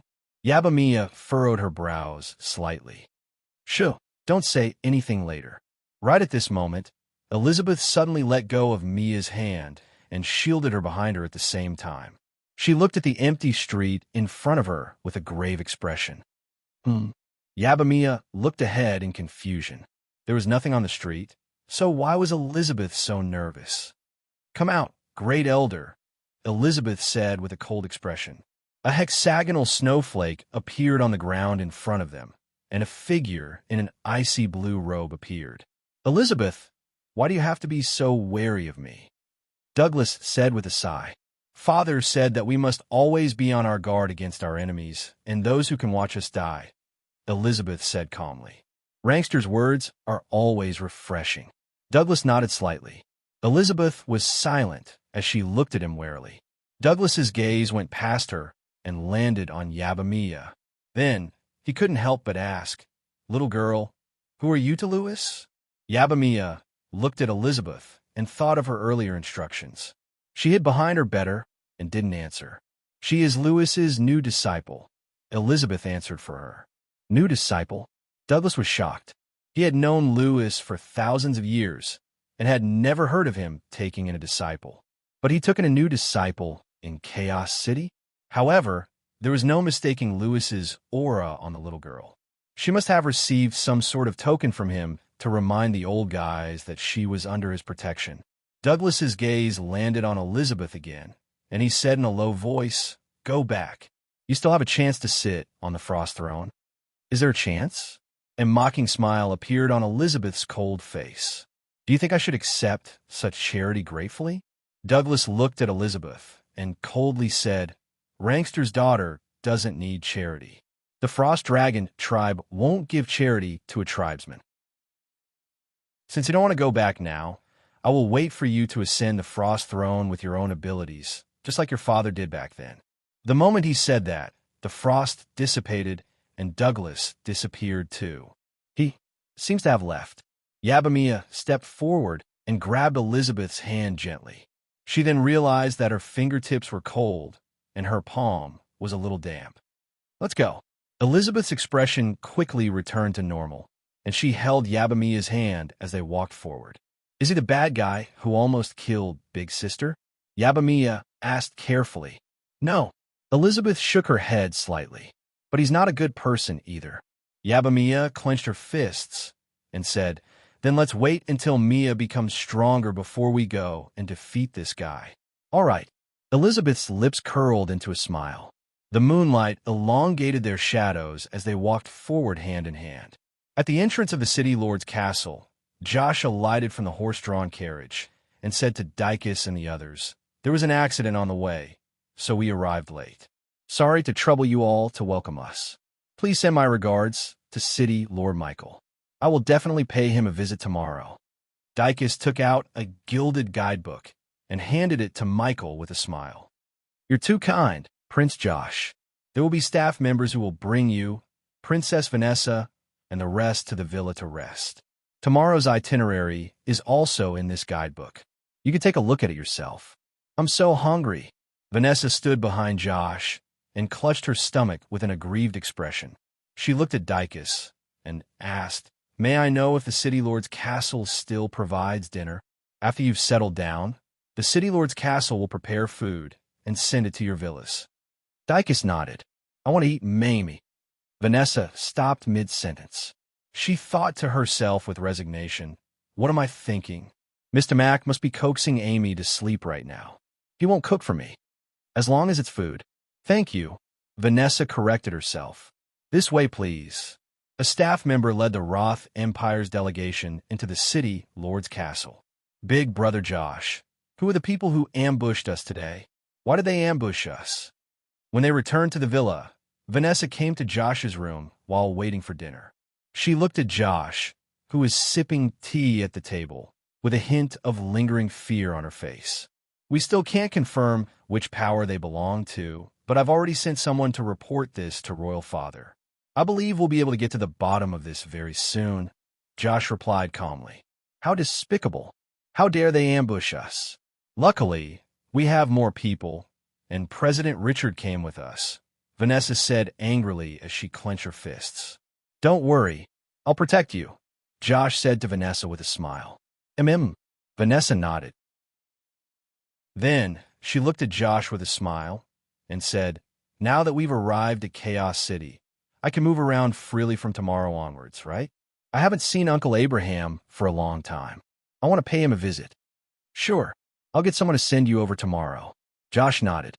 He flipped open the schedule on the table and calmly said, I see that the schedule says that we'll have a meeting at Mamie's tomorrow.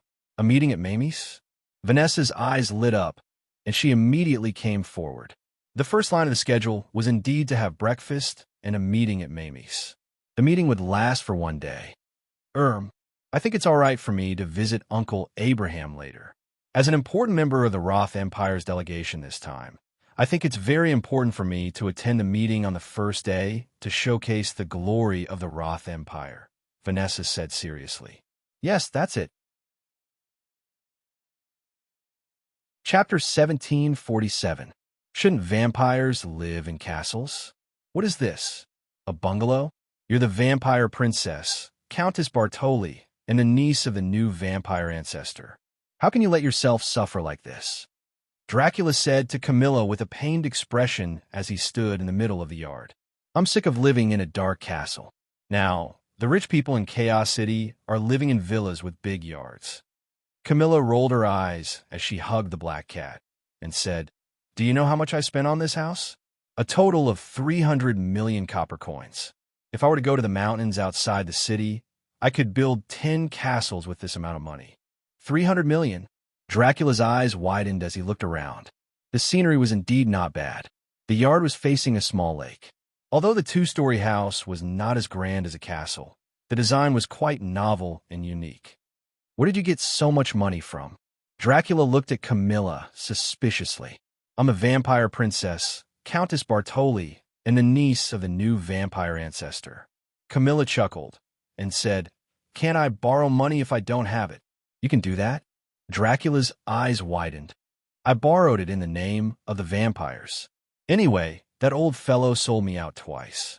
I'll just take it as my interest, Camilla said matter-of-factly. Dracula nodded thoughtfully. Sounds like it's quite legitimate. Of course. Am I the kind of woman who can be sold off so easily? No. Dracula shook his head. You're a woman worth 300 million. But why are you representing the vampires in this meeting, Uncle? Isn't that person usually the most enthusiastic about such things? Camilla looked at Dracula with confusion. Because I'm all grown up now. He can't defeat me. Dracula smiled smugly. Even his shoulders started to shake uncontrollably. Indeed, the fist is the law. Camilla's lips curled up crazily as if she could already imagine that scene.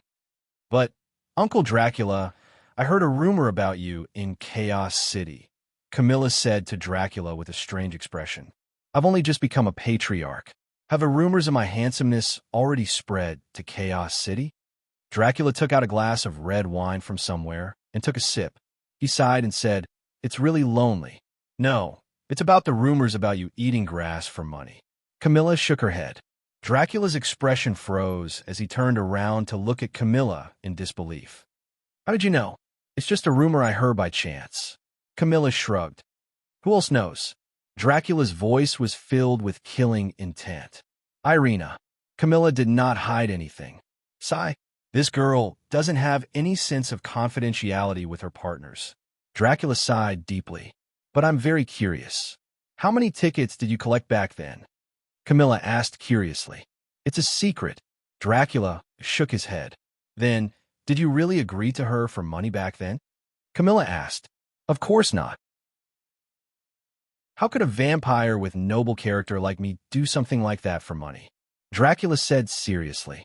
It's just a return favor. As if I believe you. Camilla rolled her eyes. Dracula, Dracula. A figure appeared on the wall behind the villa and smiled at Dracula. I heard you came to Chaos City. You're indeed here. Your partner is here, so I won't disturb you. Camilla carried the cat into the villa very tactfully. It's been so many years, but Irina is still so beautiful. Dracula smiled at Irina, who jumped down from the wall. Irina walked around Dracula and clicked her tongue in wonder. I didn't expect you to still be so greasy after becoming a patriarch. This is called gentlemanly, not greasy. Dracula retorted seriously. Gentlemanly equals perverted. Have times changed? A warm-hearted gentlemanly is such a beautiful adjective. How can it be equated with perverted? Yes, times have changed. I'm here to collaborate with you this time. Why don't we set up a vampire patriarch herbivore exhibition together? Let's treat it as a 10-year anniversary event. You've become the famous patriarch of the vampires this time, so the price of the tickets can be multiplied a few times. Also, with the convenient transportation in Chaos City, the tickets will definitely sell well, Irina encouraged. Really? Dracula's eyes lit up, and he was eager to try it out. However, he quickly came back to his senses. He took a sip of wine, tidied his clothes, and seriously said, No, I'm representing the vampires now. If I do something like that again, I'll be embarrassing the vampires. Furthermore, I've already become a patriarch. Do I still lack that bit of ticket money? Let's set the price at 1,000 copper coins per ticket. If 100,000 people come, that'll be 100 million copper coins. No, all right, that's not very good. Chaos City has a population of 1 million, and it's connected to all the major races. The floating population is more than the fixed population. If 1 million people come to watch the exhibition, we'll earn 1 billion copper coins just from the tickets alone. If we launch the Patriarch Herbivore series and sell it at 1,000 copper coins per ticket, we'll earn even more. That'll be 10 billion copper coins. Isn't it 2 billion? That's not important. What's important is that it's a lot of money, Irina said with a smile. No, it's too much. I have to think about how to spend this money. First, I'll build a big castle, and then I'll have a bunch of maids. This life is wonderful. Dracula's lips curled up crazily as he started to imagine the beautiful life in the future. Camilla, who was eavesdropping at the door, was shocked. That works too? Irina continued. Now that the whole continent's attention is on Chaos City, let's make an announcement first. I've even thought of the exhibition name. It'll be called World's Most Powerful Vampire Patriarch Herbivore Diary 10th Anniversary Touring Exhibition. Isn't that good? It sounds pretty cool. Dracula nodded. Although he felt that something was not right, he somehow felt that it was not bad. All right, that's settled then. I'll go back and get them to prepare the poster. See you tomorrow. Irina waved and left. Hey, we haven't discussed how to split the profits. Dracula quickly said after he came back to his senses. Uncle, you're not really planning to hold another herbivore exhibition, are you? Camilla opened the door and looked at Dracula strangely. Cough, cough. Child, how can this be called a herbivore exhibition? This is a health exhibition to promote a healthy lifestyle. Dracula coughed dryly and said seriously, Do you know why I was able to become the first vampire to break through and become an ancestor in the past 1,000 years? Herbivore is a very important key.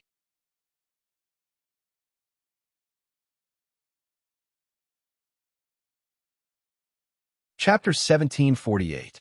In a dark, secret chamber, an oil lamp was lit on a square table. A muscular dwarf and an old goblin sat on both sides of the square table.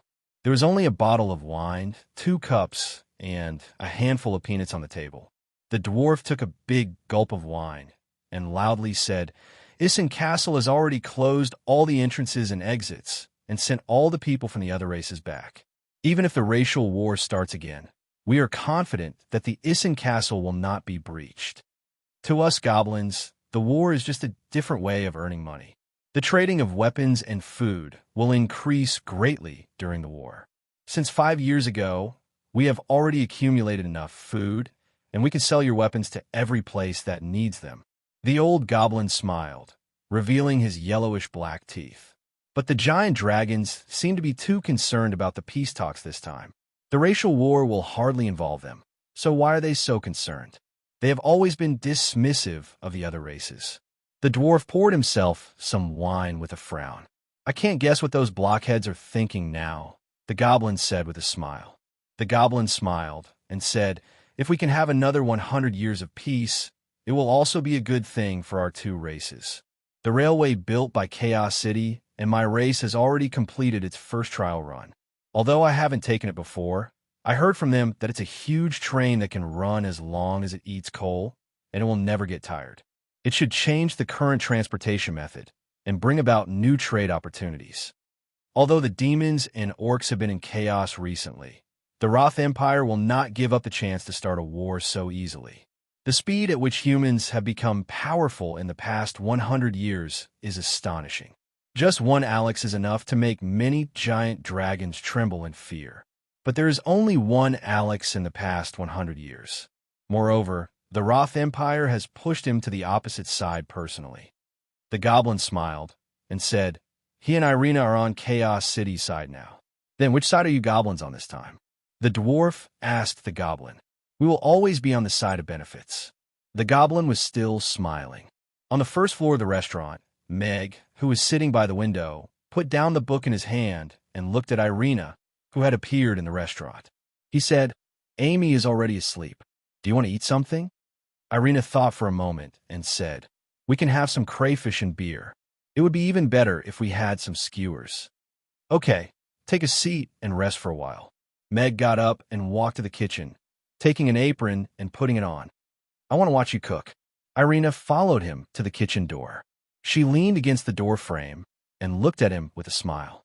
Meg first lit up the barbecue rack and put in the fruit charcoal to wait for the fire to burn up. Then he took a net and scooped up 2 crayfish from the fish tank. He looked back at Irina and said, "How many do you want to eat?" 2 spicy crayfish, Irina answered without hesitation. Looking at the beautiful smile on her face, which vaguely had a hint of girlish shyness, Meg actually felt that she was a little cute. He wanted to... Meg scooped up 2 more crayfish for himself and considered whether he should order some oysters from the system. Carbon-grilled oysters, a man's gas station, a woman's beauty salon. Top-quality deep-sea oysters, 1,000 copper coins each. Hurry up if you want to buy. The system's voice suddenly sounded in Meg's mind. You can only fool children with this kind of nonsense.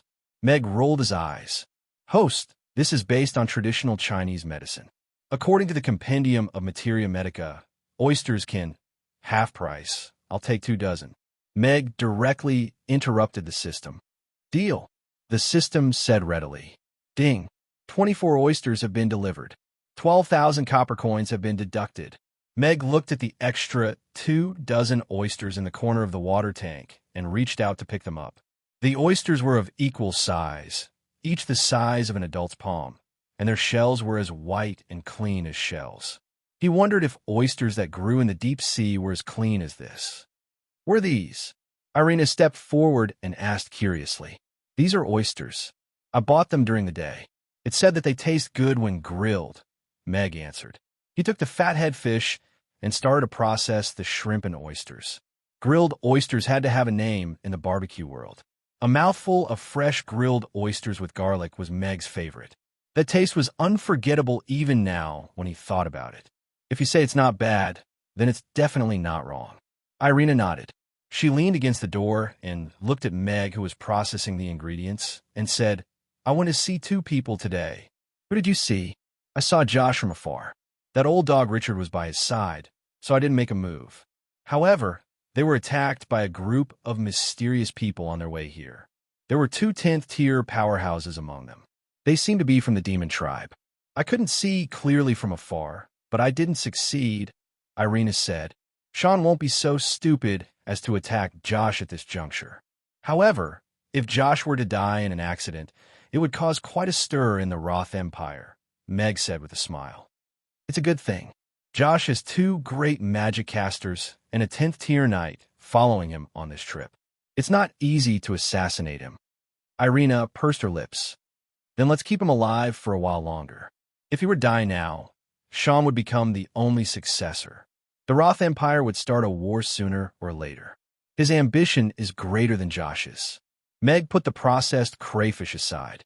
He poured the oil into the big pot and heated it until it was 70% hot. He poured in the ginger and garlic that he had prepared earlier and stir-fried them. Then he sprinkled in a bunch of dried chili, pepper, and other spices to stir-fry. The spicy aroma gradually thickened. The crayfish was put into the pot, and the fire was turned on. He held the big spatula in one hand and the big pot in the other. After stir-frying, the blackish-green crayfish gradually turned red, and the aroma also gradually thickened. At this time, he poured in 2 big glasses of beer, covered the pot, and waited for the spicy crayfish to be ready. When it was time for the crayfish to be ready, Meg took out a piece of mutton from the fridge and chopped it into small cubes. He skewered it with a bamboo stick, brushed a thin layer of oil on the hot grill, and placed a big bunch of mutton skewers on the grill. The moment the mutton with some fatty meat was placed on the grill, the oil started to sizzle, and the aroma of the grilled mutton gradually spread. While he was grilling the mutton, Meg also found a gap to pry open the oyster shell. Perhaps it was because it came from the deep sea, but the oyster looked very clean inside and out. The oyster meat was juicy, and a faint smell of the sea wafted over. It was fresh, as if it had just been fished out from the sea. A type of shell? Irina asked curiously. Yes, you can understand it that way. Meg nodded. He placed the opened oysters on the grill one by one, and then began to make minced garlic. Controlling the kitchen that fed hundreds of people all by himself allowed Meg to practice the ability to multitask. Now, he was cooking 3 types of food at the same time, and even had to prepare the ingredients himself. Yet, he was still able to do it smoothly without any mess. Instead, he had the calmness of flowing water. My man is indeed capable in both the hall and the kitchen. Irina, who was standing at the kitchen door, nodded with satisfaction. Chapter 1749. He scooped a spoonful of the prepared garlic sauce and sprinkled it on the oysters. Then, he sprinkled a few chopped chaotian peppers, and the fresh aroma gradually spread. It smells so good. Irina's eyes lit up as she looked at the oysters that were decorated with bright garlic sauce. The juices were jumping under the charcoal fire, and it was mouth-watering. Meg flipped the mutton skewers, sprinkled various spices, and placed them directly on a long plate. Then, he sprinkled a handful of tender green onions. At the same time, the spicy crayfish on the side was almost ready to be juiced. 4 large crayfish were placed on a large plate, and then the first batch of oysters on the grill was placed on the plate. Let's grill the rest later. Meg handed the oysters and crayfish to Irina. Then he took 2 glasses of beer and walked out of the kitchen with the grilled skewers. The 3 large plates almost took up the entire table. The bright red, spicy crayfish held up their large broken pincers. The mountain of mutton skewers sprinkled with green onions, and the neatly arranged oysters were juicy. Together with the large glasses of beer, such a supper was simply amazing. Apart from Josh, who else did you see? Mag asked casually as he took a sip of his wine. Dracula. This time, he represented the vampires at the conference. I have already made an appointment with him to hold another grass-eating exhibition. Let's take advantage of the limelight of this conference and sell a batch of advanced tickets first. Irina broke off a large pincer and said as she peeled the shell. He agreed. Meg was surprised. One had to know that Dracula was now one of the only 2 ancestors of the vampires. His status was incomparable to that of the past. Back then, he agreed to it for 1 million copper coins. This time, our goal is 2 billion copper coins. How can he refuse? I've even come up with a name. It'll be called 10th Anniversary Exhibition of the Diary of the Strongest Vampire on the Surface. Not bad, right? Irina said with a smile. The name is not bad. Meg raised his eyebrows. However, Jacho wouldn't dare to say that he could earn 2 billion from a concert tour. Where did they get their confidence from? Irina quickly finished a prawn pincer and picked up an oyster. This shell smells so good. Irina smelled it first. The fresh smell, mixed with the garlic fragrance, wafted to her face. The golden garlic mixed with red pepper and green onions cover the surface. Use your chopsticks to scoop up the base and eat it with the gravy. Mag also picked up an oyster and demonstrated how to eat oysters for Irina. The fresh oyster meat was soft, and the fresh juice immediately splashed in the mouth. Of the roasted, of the garlic, the spicy taste, the taste, and brought the taste, bringing pleasure, bringing the taste of the taste of the taste of the taste of the taste, of the taste of the taste, of the taste of the taste of the taste of the taste. This was the first time that Meg had roasted an oyster by himself. However, the garlic was made with the recipe of the garlic crayfish, the heat of the beef kebab and mutton kebab, and the top-quality oyster were still the best. After swallowing the oyster, Meg also drank the remaining soup in the shell. Then, he picked up the wine glass and took a big gulp. His eyebrows gradually relaxed. It does look good. Irina also learned to use the chopsticks to pick up the oyster meat. However, it was a little difficult for her to eat the fat oyster meat in one bite, so she opened her mouth and ate half of it.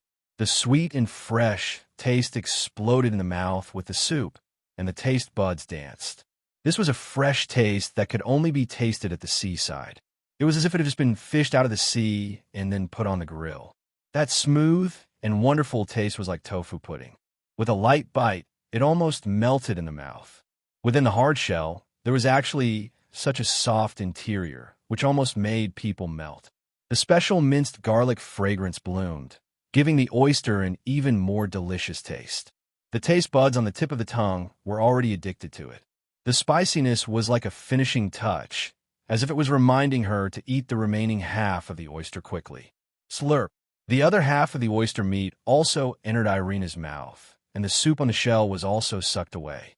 Ah, what a satisfying taste! Irina, who had taken a big gulp of the beer, put down the wine glass and praised with a satisfied expression.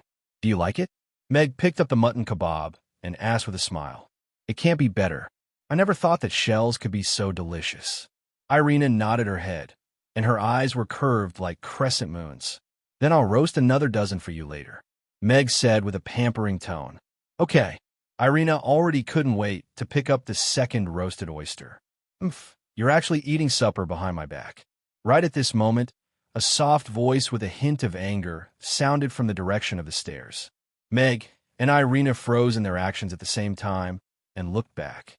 Amy rubbed her sleepy eyes and stood at the stairs, looking at them and the table of delicacies in disbelief. She pursed her lips and was as aggrieved as she could be. Ugly Duckling poked its head out from beside her feet. Its eyes were half closed, and it also looked sleepy. Amy, it's not what you think. Meg stood up with an awkward expression.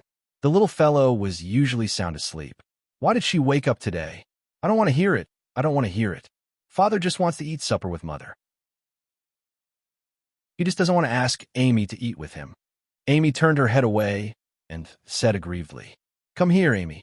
Your father roasted some super delicious shells today. Let's eat them together as a family of 3. Irina smiled and waved at Amy. Roasted shells? Are they really super delicious? Amy's eyes turned around unconsciously. She looked at the rows of shells on the table and secretly swallowed her saliva. Of course, if you don't believe me, I can eat them and show you. Irina picked up an oyster and put it into her mouth. Then, she chewed with satisfaction. All right, then I'll forgive you on account of the delicious shells. Amy ran over, pulled out a chair, and sat down between Meg and Irina. You can't eat the shells. Meg smiled and brought her a plate and a pair of chopsticks. Then, he took an oyster and put it in front of her. As long as there was good food, there was no child easier to coax than Amy. What a big shell. It's as big as my face. Amy held the oyster with both hands and exclaimed in surprise. She first took a sip of the soup, then picked up the oyster with her chopsticks and took a bite. Her big blue eyes lit up instantly. She chewed happily and swallowed. Then, she took another bite. Just like a little squirrel, she finished the oyster in a short while. This is too delicious, Amy said happily as if she had discovered a new world while holding the oyster shell and licking it.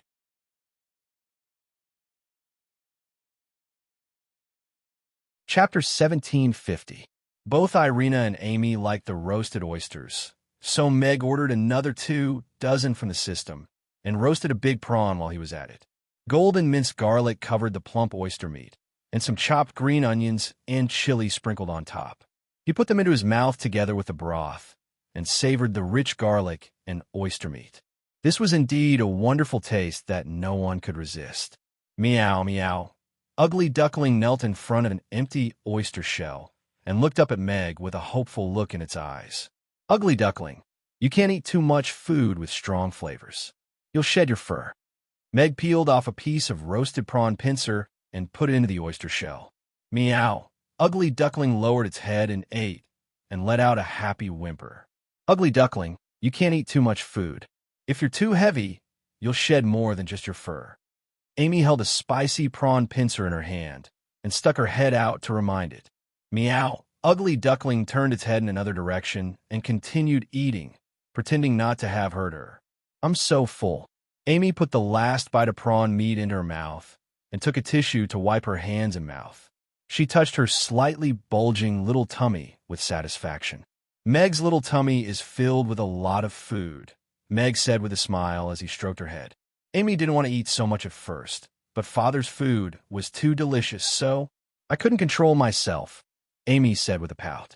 Then, is Meg still angry with Father? Meg looked into Amy's eyes and asked carefully. Of course not.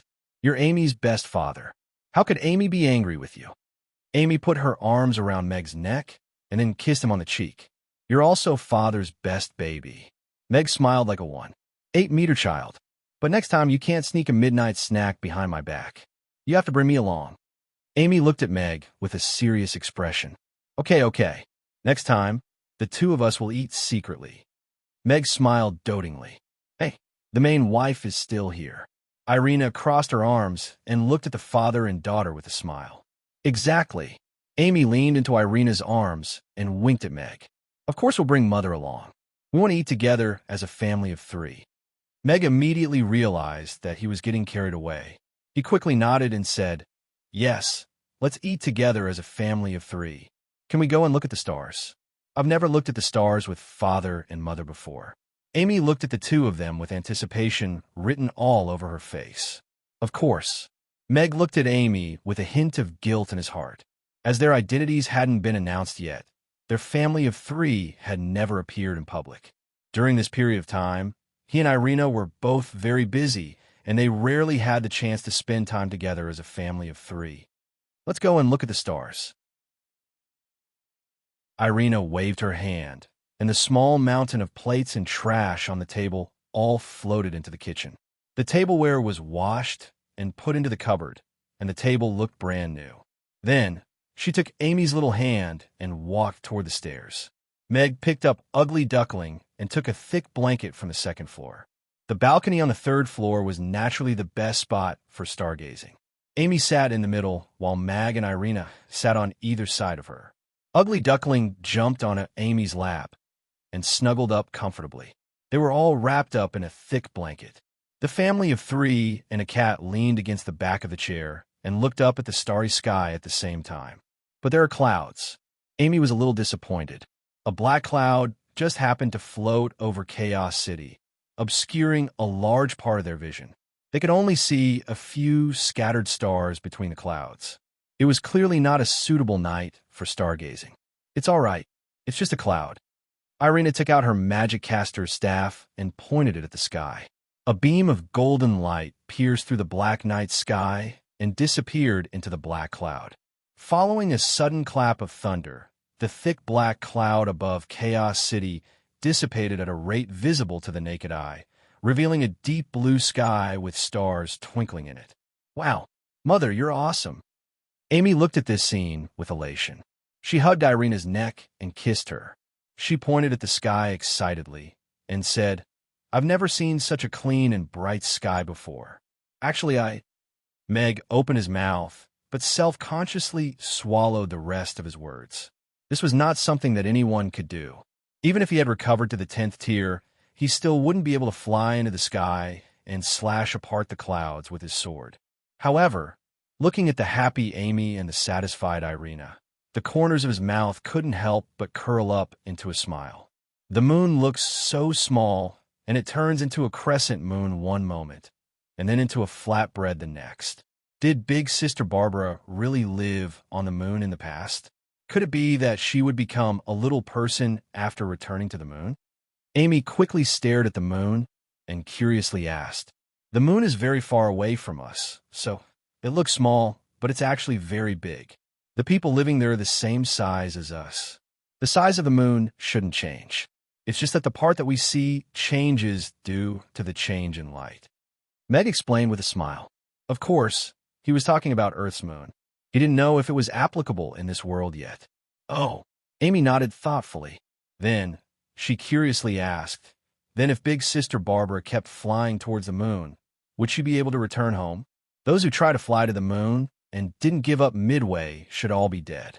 Irina shook her head. There's a barrier tens of thousands of meters high in the sky that we can't break through. Once we pass through that barrier, even 10th-tier powerhouses won't be able to breathe. That's why it's also called the death barrier. That's so scary. Amy shrunk her neck. At times like this, we need a spaceship, Meg thought to himself. Then, how can Big Sister Barbara go home? Amy asked worriedly. Unless the Moon Nation can repair and reactivate the teleportation portal, she can only stay on the Norland continent. Irina shook her head slightly. It would be a good thing if the teleportation portal to the Moon Nation could be reopened as soon as possible. Perhaps they're the only place that has preserved the ancient text and spell formation legacy. Currently, we still have no idea how to repair the spell formation. Irina turned to look at Meg. Hope is slim. Meg looked up at the full moon. Pinning their hopes on the moon that was hundreds of kilometers away didn't seem very reliable. I'm so happy to be able to watch the stars with Father and Mother. It would be great if we could do this more often in the future. Amy didn't understand the conversation between the two of them. She just grabbed their hands happily. We'll watch the stars with Amy often in the future. Meg held Amy's hand gently as he looked at the mother and daughter pair with doting eyes. Your Majesty, the spell formation has been repaired and reinforced. We're going through the final adjustments and confirmations. Your Majesty, the elite Vanguard team has been assembled. The most outstanding spell formation masters, magicasters, and warriors of the Moon Nation are all in place. They're ready to enter the teleportation portal at any time. Your Majesty, please reconsider. The Vanguard team might encounter some dangers and difficulties. We sincerely ask Your Majesty not to put yourself in danger for the sake of the Moon Nation. The warriors of the Moon Nation will definitely rescue Her Highness. In the underground palace of the Moon Nation, several officials were kneeling on the ground as they tried to persuade the king. I made up my mind. I must personally lead the Vanguard team into the teleportation portal. No matter what's on the other side of the teleportation portal, I will personally bring Barbara back. The king waved his sleeves and solemnly said, I am the king of the Moon Nation and also a father.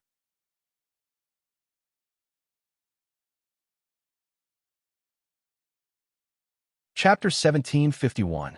Thunderstorm Mountains Underground Cave. The situation isn't looking good. According to the current progress, it's very difficult for us to decipher all the runes of the spell formation before the seal loses its effect completely, let alone reinforce and reseal it in the limited time. Novin sighed with melancholy in his eyes. Barbara also sighed dejectedly. However, she unwillingly said, there are only a few dozen runes left. Can't we do some basic reinforcement first? The spell formation is a whole. If we don't completely understand this spell formation and then repair and reinforce it as a whole, any changes might cause the seal spell formation to collapse. Novin shook his head. This spell formation is far more complicated than many of the spell formations today. We can't do anything to it easily. The great old one's sinister laughter sounded as if they were mocking their futility. Don't be smug. If my master was here, he would reseal you in minutes. You won't even have the chance to jump around. Barbara roared at the octopus monster angrily. The secret meeting of the various races will be held tomorrow. Michael intends to let the various races' representatives see this octopus monster personally, so that they won't continue to wage war and work together to fight against the devils that might exist all over the Norland continent that are about to break the seal. Novin looked at the octopus monster in the seal with a grave expression. This might be a war that's even more tragic than the racial war. I would like to see the reaction of those fellows when they see this big fellow. It should be quite interesting, Crassus said with a smile, but he didn't appear too worried. If there's no substantial progress by tomorrow, I'm going back to tutor little Amy, Julian said with a cold expression. Crassus turned to look at Julian with narrowed eyes. You want to tutor Amy secretly? Not only do I want to tutor her, but I also want to give her homework. Little Amy's ice magic should be about to break through to the 7th tier now, Julian said calmly. Wow, you're too much. We have the same apprentice, and I never gave Amy any homework in order to give her a happy childhood. How dare you secretly give her homework? Crassus said angrily. As a substitute teacher, Cece should be good at teaching theoretical knowledge, Julian continued calmly. You're still looking for a substitute teacher? Crassus stomped his foot and turned around to walk out of the cave. Grandpa Crassus, where are you going so late at night? Barbara asked. I'm going to tutor Amy, Crassus said without looking back. Based on Amy's habits, she should be asleep by now. Are you going to wake her up for tutoring? Barbara said with a smile. Don't blame me for being rude if you dare to disturb my apprentice's sleep, Julian said coldly. Crassus stopped in his tracks. After hesitating for a while, he still walked back. I'm not scared of you. I just want little Amy to study happily. However, a good apprentice like little Amy who loves to study will definitely practice her fire magic, well, even if I don't give her homework. I don't need to study. I just need to eat, and play every day. It's so fun. I can also watch the stars with father and mother. The holidays are so great. I love holidays. Amy, who had already fallen asleep in Meg and Irina's arms, murmured, Looks like our little genius also likes winter holidays without homework, Meg said with a smile as he wrapped Amy in a blanket. Irina looked at him with a faint smile and softly said, When everything is settled, let's continue with the restaurant. Meg looked at her with a gentle light in his big blue eyes. He smiled gently and said, You like being the lady boss? Compared to being the elven queen, I think being a lady boss who collects money is pretty good. Irina nodded seriously. I think being a boss is pretty good too. Meg nodded with a smile. Is it there? Josh stood in front of the window and looked toward the northwest with a demonic red glow in his eyes. The shadow under the moonlight gradually wriggled into the shape of a skull and said in a bewitching voice, As long as you release it, you will obtain endless power. When everything is settled tomorrow, I will go there. Josh nodded slightly, and his smile gradually became sinister. I will become the most powerful person on the Norland continent. I will crush Alex, and I will make Irina come back to my side. As long as you have our help, even giant dragons can only crawl at your feet. After a warm night, Mag got out of bed gently. He glanced at the two beauties who were still sleeping soundly under the blankets, covered them with the blankets, and tiptoed out of the door. Today was the restaurant's legal rest day, but he had already promised City Lord Michael to be the venue for the first day of the Various Races Congress, so he still had to wake up earlier to prepare. Usually, only breakfast was served in the morning. However, in order to satisfy the various races representatives, Meg decided to open up the entire menu except 4 Buddha jumps over the wall, including hot pot and barbecue. Breakfast was available for all. Meg came out of the bathroom after washing up and bumped into Gina, who had been standing at the door for some time. The latter's body was unsteady, and she instinctively wrapped her legs around him. Luckily, Meg reacted quickly. He reached out to hold her shoulders and moved his body to the side a little to avoid that long leg. Boss! Gina steadied herself and rubbed her forehead that had bumped into Meg's chest. Her tender and fair face blushed slightly. Boss is so handsome every morning. Meg let go of his hand and smilingly asked, Gina, why are you up so early? Gina snapped back to her senses and quickly said, Boss, I have something to tell you. Is it about the Lantis delegation? Gina nodded and said, Yes. The high priest sent little Fishy to contact me last night. He will personally lead the Lantis delegation to attend the meeting, but they didn't receive an official invitation. I wonder when would be a suitable time to appear? Have they arrived at Chaos City already? Yes, they arrived last night. However, the high priest said that he didn't want to disturb your rest, so he didn't come to see you immediately. Meg pondered for a while and said, "Let them wait near the restaurant. I will inform them when the time is right." "All right." Gina nodded and went back to her room. Meg knew that the mare folk had a special way of transmitting information, so he didn't pay much attention to it and went downstairs. Ding! Meg had just put on his apron when the doorbell rang. "Who's here so early?" Meg walked to the door. Phyllis and Camilla wouldn't be coming today, and the others wouldn't come so early.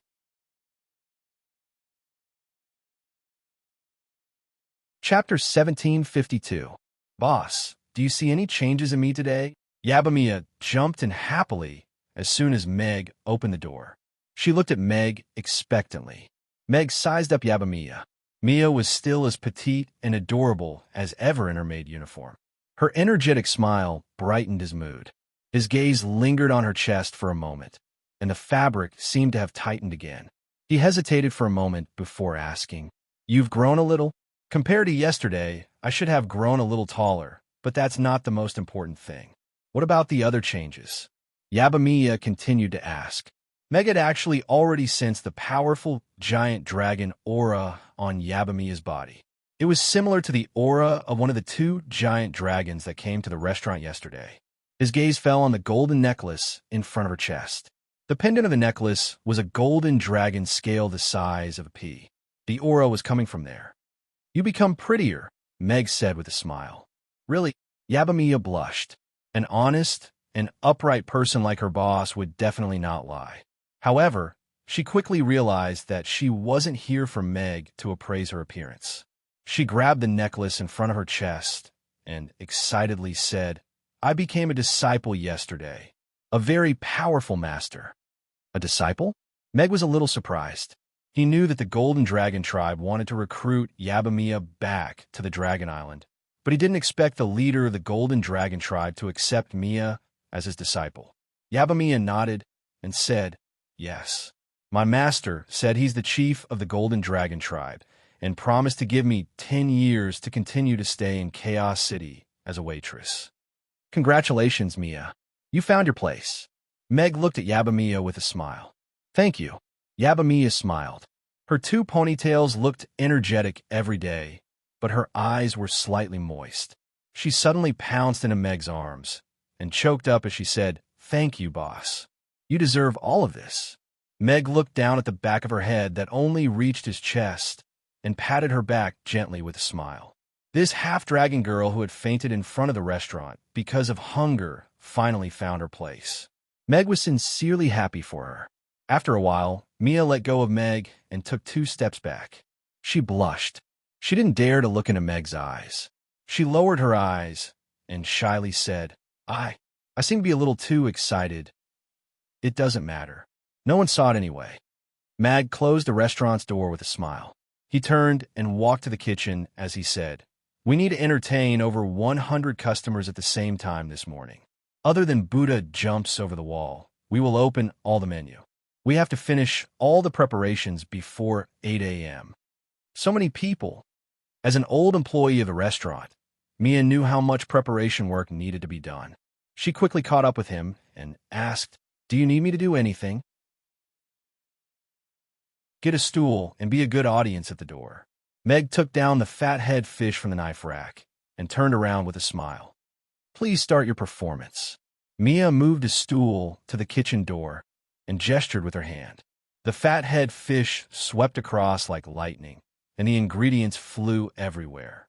When they landed, they were stacked neatly on the plates. "Wow, boss, your knife skills are so good." Yabamia stood up and applauded in amazement. "It's just a routine operation." Meg smiled. This was the best use of an audience. The preparation of the ingredients was completed very quickly.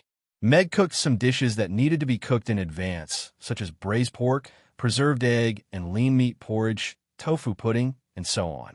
After Meg finished the preparation work, He looked at Mia, who was sitting at the door and looking at him with admiration, and asked, "What do you want to eat in the morning?" Mia thought for a moment and said, "Tofu pudding and yo chow." "Okay, I'll make them for you when Amy and the others wake up." Meg nodded with a smile. "Okay." Mia nodded and moved the stool back to its original position. "Your master might also attend today's meeting." "Really?" Mia's eyes lit up. She didn't have time to talk to her master much yesterday. If she could see him today, it would be a happy thing. Amy woke up soon after, and everyone ate breakfast. Irina sat at the side with a cup of warm water. As the representative of the Night Elves, she had to eat with the other representatives later. "Sister Irina, are you really not eating?" Amy dipped the youtiao in the soy milk and put it into her mouth. "Yes, I'll eat later." Irina took a sip of the water. "That's a good idea. Otherwise, you'll feel even worse sitting there alone while everyone is eating," Mag said with a smile. Michael had obviously treated the meal at Mamie Restaurant as a warm-up game. He could get the various representatives with their own agendas to sit at the same table, and at the same time, disperse their energy. "I can have a bowl of tofu pudding first," Irina said elegantly with her hands crossed. "Wait a moment." Meg got up and walked into the kitchen. He came out with a bowl of sweet tofu pudding after a while. "The first day's schedule is actually going to Mamie's for a meeting. This city lord is too good," Connie muttered in surprise as she walked out of the city lord's mansion with the itinerary. "I wonder if Mr. Mac will provide Buddha jumps over the wall in the morning." A familiar voice sounded from the side. "Master." Connie turned around and saw Rex leaning against the wall. She was surprised and elated as she asked, "Why are you here?" As the deputy warden of Batai Prison and the only surviving witness of the Urba tribe's tragedy, I also received Michael's invitation. Rex took out an invitation from his pocket and waved it. "Then, why didn't you come back with me?" Connie asked curiously again. "To train you." "See, I told you that I can come to Chaos City alone," Connie said smugly. "Yes, it's just that those fellows who were waiting on the path you had to pass by had waited for a day in vain. They would be punished when they go back." Rex had an indescribable expression on his face. "Someone wanted to stop me?" Connie blinked, and then smilingly said, "Actually, I had already expected it. That's why I went around them on purpose." Such a king-like awareness. As expected of me. Only you could do something like that. Rex rolled his eyes. He didn't know how to evaluate this disciple of his. "Let's go, master. Let's go to the restaurant for breakfast." Connie smiled as she pulled Rex's sleeve and walked towards a horse-drawn carriage at the side. The city lord's mansion had prepared horse-drawn carriages for the various representatives. No pop-up window.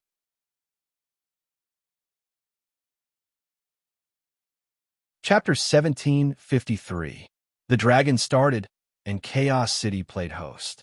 Even though this impromptu meeting was not official enough, it was still treated seriously by the various tribes. At least, that was what the various tribes had sent out. The horse-drawn carriages set off from the city lord's castle and soon formed a long queue in front of Mamie's. The various tribes' representatives alighted from the horse-drawn carriages and were a little confused when they saw the tightly shut restaurant door. "What's going on?" City Lord Michael asked us to come here, but we're not allowed to enter, Oster said unhappily as he alighted from the horse-drawn carriage. Dicus went forward with a smile and explained, "I'm sorry, Chief Oster. There is still 5 minutes until the agreed time with Mamie's. Also, the various tribes' representatives are arriving one after another. Please wait for a while longer." Connie jumped down from the horse-drawn carriage at the side and pursed her lips as she said, "Mr. Mac is a man of rules and punctuality. He's not as shameless as some people." "You." Oster glanced at Connie coldly with a murderous look in his eyes. Connie leaned towards Rex and said fearlessly, "I am a beautiful young lady." A few orcs around Oster came forward immediately. Some of them were already preparing to draw their weapons, and the atmosphere became a little tense. "Forget it." Oster raised his hand to stop the orcs from doing what they were going to do. He looked at Connie coldly and said, "Even though I'm surprised to see you in Chaos City, this meeting concerns the interests of all the orcs. I hope you can make the right choice. Then I'd advise you to give up the idea of starting a war. The orcs don't need war, and they can't get the benefits they want from war. They can only get the benefits that you want, Connie said with a cold smile. Very well. I hope you can still say this in front of me the next time I see you. Oster was so angry that he laughed. Are you an idiot? Do you need me to repeat the same thing to you? Connie looked at Oster as if he was an idiot. Humph. Oster snorted and walked in another direction. Don't be afraid. I'm here. Lex reached out and patted Connie's stiff shoulder. Phew. Connie let out a soft sigh of relief. She twisted her body due to her nervousness. This was the big boss villain that she only dared to peek at from behind. Now, she actually dared to mock him back then. She couldn't help but feel a little proud. Master, am I great? It's all right. Lex nodded perfunctorily. I'm a big shot now, so I have to pay attention to my image. After all, we are the representatives of the Beastmen's Justice and Order Alliance. We can't let others look down on us. Connie tidied her clothes and put her hands behind her back. She looked around like an old cadre. When she saw many legendary figures among the representatives of the various races, she couldn't help but click her tongue in amazement. Her aura weakened a little. The two horse-drawn carriages stopped in front of the restaurant, and Josh stepped out of the horse-drawn carriage. He looked at the restaurant's tightly shut doors and the various representatives standing at the restaurant's entrance with furrowed brows. He was a little displeased as he thought to himself, is this Chaos City trying to intimidate the various representatives? Wow, City Lord Michael is so sincere. He actually booked Mamie's. This is the restaurant's legal holiday. I wonder how much the City Lord paid, Vanessa said in surprise as she stepped out of the horse-drawn carriage. Vanessa's little face was filled with excitement. She didn't forget to confirm with Dicus, who was standing at the side. Are our 3 meals really provided by Mamie's today? Mr. Mack made them himself? You didn't just book a venue? Yes. Mamie's will be the organizer for the first day of the conference, so they will provide the venue and 3 meals for the various representatives, Dicus said with a smile. That's great. Vanessa was so happy that she jumped up and down on the spot. However, she quickly felt the gazes from the people around her, so she quickly restrained her actions and expressions. After all, she was representing the Roth Empire now. She might be happy, but she had to watch her actions. Is this the restaurant that you've been thinking about? Josh asked with a smile. Yes. Moreover, Big Brother Josh, you even know the owner of this restaurant. He's the chef that you recommended for Royal Father's birthday banquet, and even won the Best Dish Award, Vanessa said with a nod. So it's him. Josh pondered for a moment and quickly remembered Meg. His dishes were indeed very memorable. Yes, Mr. Mack's dishes are super delicious. Red braised pork, roast beef kebabs, spicy grilled fish, durian pizza, tofu pudding, spicy crayfish, Peking duck. Vanessa listed out her family's treasures, and the representatives who were eavesdropping couldn't help but swallow their saliva. The resentment of being locked out of the restaurant also lessened significantly. He sent 2 children here. Andre really doesn't care about the other races at all. Oster suddenly came over and interrupted Vanessa with a cold smile. Josh instinctively shielded Vanessa behind him and smiled at Oster.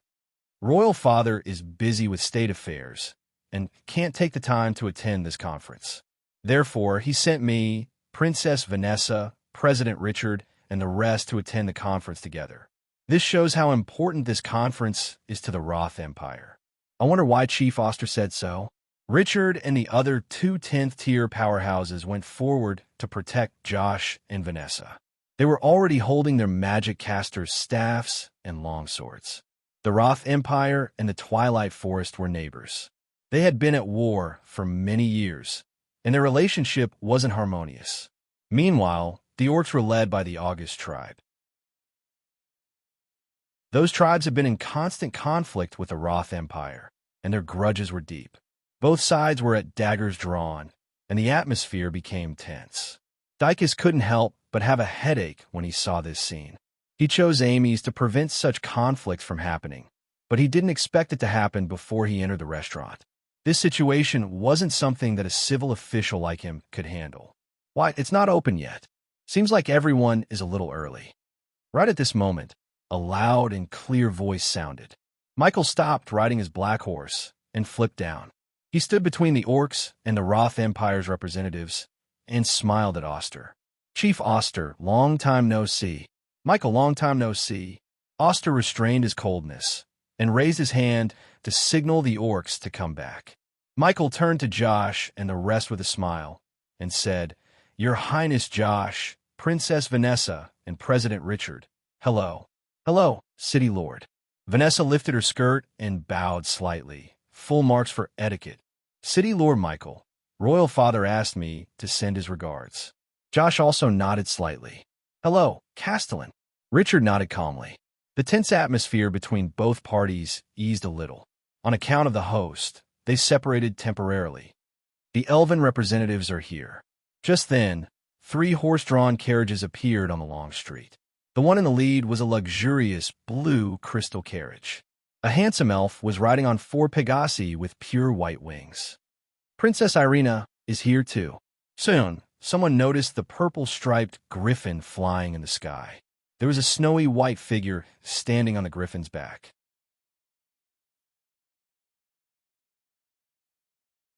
Chapter 1754. Compared to the all-out war between the Abyss demons and the Flaming demons, the elven princess Irina's betrayal of the Wind Forest with her elven slaves and the establishment of the Night Elves to confront the Wind Forest also attracted the attention of the various forces on the Norland continent. Irina, who was once seen as the next queen of the elves, was famous for her powerful abilities and her love for Alex. No one would have thought that the elven queen would stand against the Wind Forest after she went into seclusion. It seemed like the Night Elves who were accepted by Chaos City had also received an invitation today. As for that famous purple-striped griffin, many people present knew that it was that man's mount. Meanwhile, the Wind Forest had already heard that they had sent their new elven princess, Sally, to attend the meeting yesterday. Many people were looking forward to the confrontation between the new and old elven princesses, the Wind Forest and the Night Elves. Irina. Josh looked up at Irina with a burning gaze. However, when his gaze landed on that purple-striped griffin, his gaze became a little colder. Although he didn't see Alex, this purple-striped griffin already represented his attitude and stance. No one could ignore it. The crystal horse-drawn carriage stopped in front of the restaurant. The door opened, and Sally, who was wearing a gorgeous blue dress, walked out slowly. She glanced in the direction of the restaurant, and her eyes lit up. However, the light quickly disappeared. Is this the elven race's new princess? Her abilities seem to be much weaker than Irina's. She is already considered a prodigy to have such abilities at such a young age. It's just that Irina is too dazzling. Apart from Alex, who else can be on par with her? I wonder if Irina will make things difficult for this new princess. The elves' lineup is really not her match. The representatives at the side were discussing softly. A few elves also quickly jumped down from the 2 horse-drawn carriages behind. They went up to protect the crystal horse-drawn carriage with nervous expressions as they looked up at the sky. Chaos City really doesn't know their place. They even invited the Night Elves, Elliot said with a gloomy expression. The purple-striped griffin slowly descended under everyone's gaze and finally hovered a meter above the ground. The surrounding horses and mounts nervously retreated to the sides. Everyone's eyes were attracted to Irina, who was on the back of the griffin. In the past 100 years, Irina, who had shown amazing talent since young, and Alex, who had appeared out of nowhere, were undoubtedly the most dazzling twins. What was even more frightening was that these 2 heaven's favorites had crossed the line and fallen in love with each other. Although Alex was seriously injured and disappeared in a rainy night 3 years ago, Irina had also been silent for 3 years. However, just as people were about to forget about them, they once again appeared in front of everyone in a powerful manner, causing the world to tremble for them. Irina glanced at Sally, who was standing on the crystal carriage. She took a step forward and landed on the ground lightly. Seeing that the elves' limelight was stolen, Elliot sneered and said, "The Night Elves are indeed shabby. Only one of you actually came to the meeting. Do you think you could defeat Oz or me?" Irina glanced at Elliot and mocked him. Elliot choked. He looked at the purple-striped griffin that was glaring at him and then at Irina. He stammered, "I won't stoop to your level. Seems like the tree of life has accepted you," Irina said to Sally. "Yes." Sally nodded slightly and glanced at Irina gratefully. She knew why the tree of life accepted her. Irina didn't say anything else. She waved her hand, and Ozzy glanced in the direction of the restaurant before disappearing into a purple lightning bolt. "Where's Alex?" Everyone looked at the purple lightning bolt that disappeared into the sky and was puzzled. They heard that Alex had been appearing in Chaos City recently. Why didn't he come with Irina? Big sister Irina. Vanessa waved at Irina happily. Irina glanced at her and nodded slightly. Josh, who was at the side, tidied his clothes and revealed a warm smile. He looked at Irina and said, "Long time no see." Before he could finish a sentence, Irina had already retracted her gaze, as if she didn't see him at all. The smile on Josh's face froze, and he withdrew his hand awkwardly. Vanessa looked at Josh doubtfully. In her impression, big brother Josh and big sister Irina seemed to be on good terms. So why was she ignoring him? "It's not open yet." Just then, a golden light descended from the sky. Lewis and Jinx walked out and were surprised to see the restaurant that was still closed. A silver light appeared, and Douglas walked out with a cold voice and said, "What's the harm in waiting? The Tyrannosaurus never waits for anyone." An irritated voice sounded from the sky, and a black giant dragon that was hundreds of meters long descended. When it landed, it turned into a middle-aged man in black armor. Golden Dragon Lewis, Frost Dragon Douglas, and Tyrannosaurus Franklin. The three giants of the giant dragon tribe have actually come. The various representatives couldn't hide their surprise when they saw the last three people to arrive. Right at this moment, the restaurant's door that had been closed all this while finally opened slowly. Meg stood at the entrance of the restaurant with a smile and said, "Representatives of the various races, welcome to Mamie's. 8 a.m. sharp. Not a minute late." "Mr. Mack is indeed a punctual man," Vanessa praised as she glanced at her watch. "Mr. Mack, if you still don't open the door, I won't be able to stop them from tearing down the restaurant," Michael said with a smile. "Punctuality is my professional ethics." Meg smiled as he stepped aside to let the door open. "Representatives of the various races, please enter and take your seats according to your name tag," Michael said to everyone with a smile as he stepped onto the stairs. Then, he walked into the restaurant first. The various representatives who had been waiting at the door for a while entered one after another. Many of them couldn't help but take a second look at Meg. It was this ordinary-looking human who had actually left them outside for so long. Just what kind of confidence did he have? "Mr. Mack, I'm here again." Vanessa walked to the door and winked at Meg. Meg nodded with a smile. He already knew about Vanessa's identity, so he wasn't too surprised. "Mr. Meg, long time no see." Josh stopped in his tracks and also smiled at Meg. "Long time no see, Second Prince." Meg nodded slightly and replied calmly. As there were still various representatives waiting to enter, Josh didn't say anything and followed Vanessa into the restaurant. "Ahem, I'm here." Connie walked in with her hands behind her back. She deliberately coughed twice to make her presence felt. Meg only responded calmly and nodded at Rex. His gaze quickly turned to Sally, who was walking over with the elves surrounding her. Sally looked up and happened to look in the direction of the restaurant's entrance.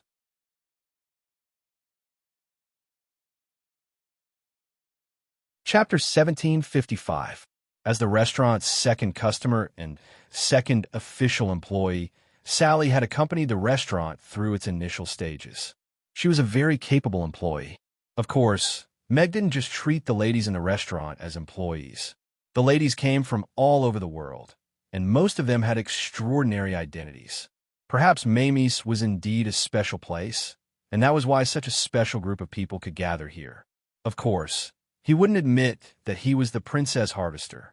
Outside of work, they were friends. He was very happy to be able to see Sally again at Mamie's. This was also her first time back at Mamie's. However, this time, her identity was no longer that noble elven lady who had to use the fake name Aisha. She was the new Princess Sally, because the former princess was his wife, Meg always felt a little awkward with this identity. AI. Yabamia also saw Sally in the crowd, and her eyes lit up. She was pleasantly surprised and wanted to greet Sally. Amy is here. Big Sister Mia, what can I do for you? Amy had appeared with ugly duckling in her arms, and was standing in front of Mia with her head tilted up. AI. Amy. Mia looked down at Amy, who was winking at her, and suddenly remembered what Meg had told her during breakfast. She quickly swallowed the rest of her words and shook her head slightly. Nothing. I just want to confirm where you are. I didn't go anywhere. I'm very obedient. Amy grinned. She sat down on a small stool with ugly duckling in her arms and warmly welcomed the various representatives into the restaurant. Welcome to Mamie's. We have good wine and good food. Eat to your heart's content, but remember to pay. The various representatives who entered the restaurant couldn't help but take a few more glances at Amy. This half-elf girl was so cute. Even the troll representative liked her a little. Aisha is so beautiful today. But has she become the elven princess? That's amazing. Mia sneaked a peek at Sally. Judging from her cold expression and the way she looked straight ahead, it seemed that she didn't recognize her anymore. She couldn't help but feel a little disappointed. Elliot glanced at Amy and sneered in a low voice. Humph, a hybrid of an elf and a human. What a disgrace to the elven race. Meg and Irina looked at Elliot at the same time, their eyes flashing dangerously. Sally glanced at Elliot and said coldly, She's the disciple of Crassus and Julian. I hope you can say that loudly in front of them. Elliot opened his mouth slightly. When he thought of the two unreasonable old men, he subconsciously shrank his neck and looked at Amy with a hint of fear. Forget it. I'll spare your life today. Irina tossed the folding chair back to Elliot as a gesture of respect for the elven race. Of course, she was doing this for Sally's sake. Meg also withdrew his gaze. He was just an ordinary chef now. If he were to kill a 10th-tier elf, it would be a little inappropriate for him. If he were to fall apart, it would be difficult for him to rebuild his image in the future. Sally walked to the door and nodded slightly at Meg. When she passed by Mia, she suddenly winked at her. Mia's eyes lit up, but Sally had already walked past her expressionlessly. Her cold and aloof demeanor suggested that she had never made any funny faces before. Sally really does recognize me, but it seems like she can't show that she knows us, Mia thought happily in her heart, while trying to maintain a professional expression on her face. Immediately after, Camilla, who was wearing a bright red gown, and Dracula, who was wearing a black tuxedo, walked in. They nodded slightly at Meg and the rest without batting an eyelid, and then walked towards their seats with powerful auras. My good disciple, Master is here to see you again, Lewis said with a smile as he walked directly in front of Mia. Disciple. The representatives of the various races who had already arrived turned around to look. Their gazes landed on Mia, who was wearing a maid's outfit, and Lewis, who was standing in front of her. They were rather shocked. Fuck, Lewis, when did you take in a disciple? Franklin stared at Yabamia with wide eyes in disbelief. Yesterday, Lewis said smugly. Franklin stared at Mia for a while and asked doubtfully, Is she your illegitimate daughter? Great minds think alike. Jinx, who was standing at the side, gave him a thumbs up silently. Scram. Lewis didn't explain further and walked into the restaurant after saying goodbye. All the representatives were deep in thought. They felt that they had already gotten a big surprise before the meeting even started. This restaurant was really not simple.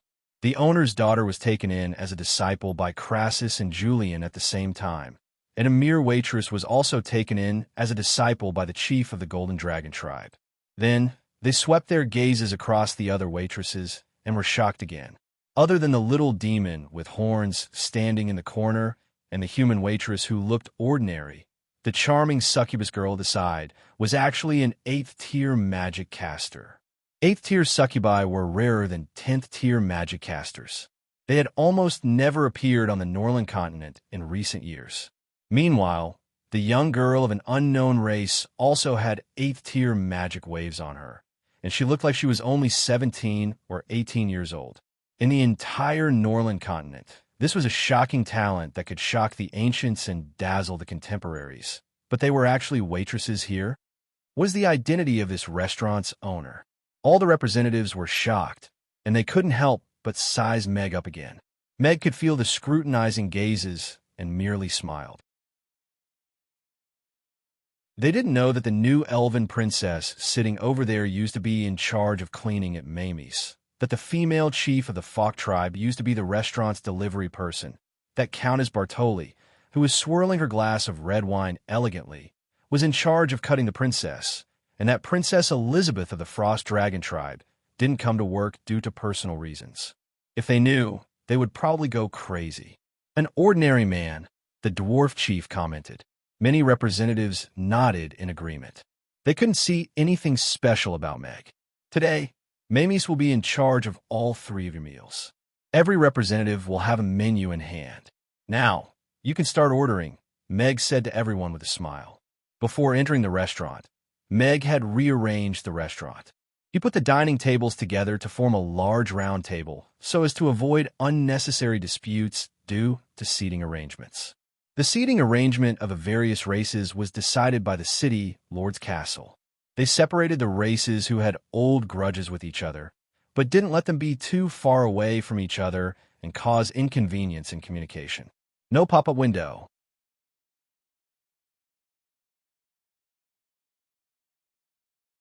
Chapter 1756. The various representatives took their seats, flipped open the menu, and started ordering. Meg stood at the side and sized up the various representatives quietly. The Roth Empire sent Josh and Richard. Did that mean that Andre was biased towards Josh in choosing the crown prince? That was something to think about. As for Vanessa, she should just be tagging along for the free food.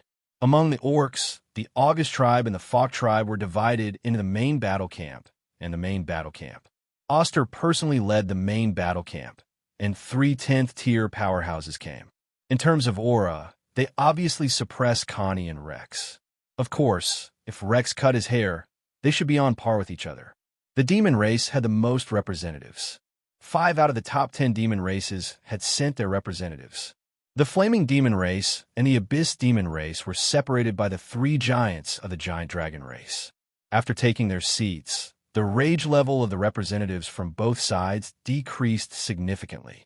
The Fear Demon's representatives sized up Irina with a complicated expression. Bahil's death had dealt a huge blow to their reputation. However, the other party was Irina and Alex, after all, and they had a good reason to do so. They could only swallow their pride. Camilla and Dracula, who had brought their own red wine, were already drinking it unhurriedly. The one that caught Meg's attention the most was the Shivara, sitting on Camilla's left, Weston. Many of the attackers died on the spot during that rainy night more than 3 years ago, and this was the guy who suggested killing him and Amy together. This guy left a deep impression in Meg's inherited memories. Since you're here, you don't have to go back this time. Meg's gaze turned cold. He didn't meet him in the endless sea the last time, but he came to him himself this time. The goblins and elves were separated by the forest trolls' representatives. The 2 tribes were neighbors and had many conflicts. Recently, because the goblins opened the underground caverns at the border for the night elves to use and allowed the night elves to retreat from the goblins' territory, the relationship between the 2 tribes became like fire and water. The dwarves in Issen Castle looked harmless as they flipped through the menu seriously. As a technology-oriented race, they had a pretty good relationship with all the other races. They were considered a neutral race apart from Chaos City. For the various representatives, this was also a very special experience. It was not rare for the host to provide food and drink, but they had never held a meeting directly in a restaurant. According to the boss, their first day of meeting was going to be held at this temporary round table, and they were going to have 3 meals here.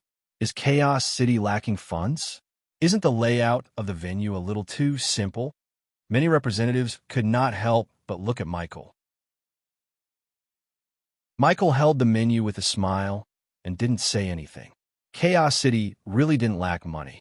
Furthermore, if they could find a venue in the city lord's castle, they could save hundreds of thousands of copper coins. Do you think Mr. Mac is cheap? No, it was extraordinarily expensive. Mr. Mac Is there still a limited variety of breakfast in the morning? Vanessa looked at Meg and asked, Limited variety? Everyone was puzzled when they heard that. Can't we have hot pot in the morning? Louis asked anxiously when he heard that. You can order all the dishes on the menu. The restaurant will provide an hour of service for all of you, Meg explained. Hot pot is also available. Vanessa's eyes lit up as she looked at the hot pot section at the back of the menu. Yes, we can provide hot pot. Meg nodded with a smile. Then, I want to have hot pot. The insanely spicy hot pot base. Then, I want a portion of beef, 2 portions of duck intestines, 2 portions of tripe, 1 portion of spicy beef, 1 portion of... Vanessa began to order eagerly. She had been craving hot pot recently. She had even dreamed about it in her dreams. She didn't care about the fact that she should eat something light in the morning. I want hot pot too, Louis said as he raised his hand. Master, do you want hot pot too? Yabamiya confirmed with Louis.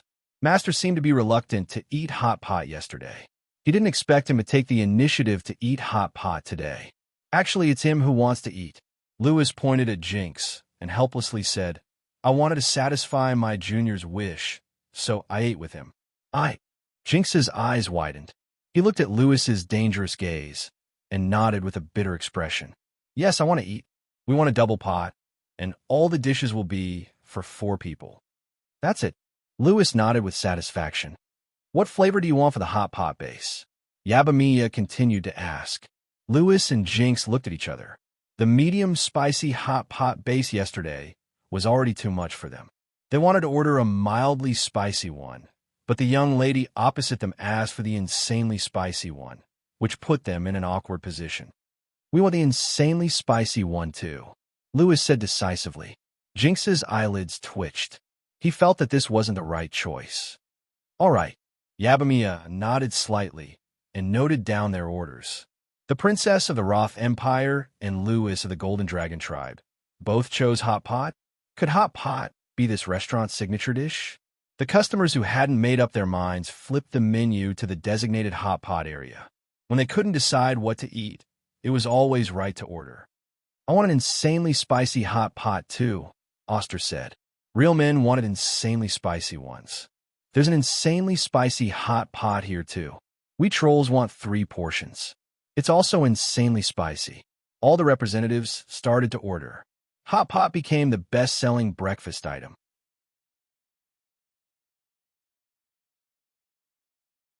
In order to prove themselves, they all ordered the insanely spicy one. Meg frowned slightly.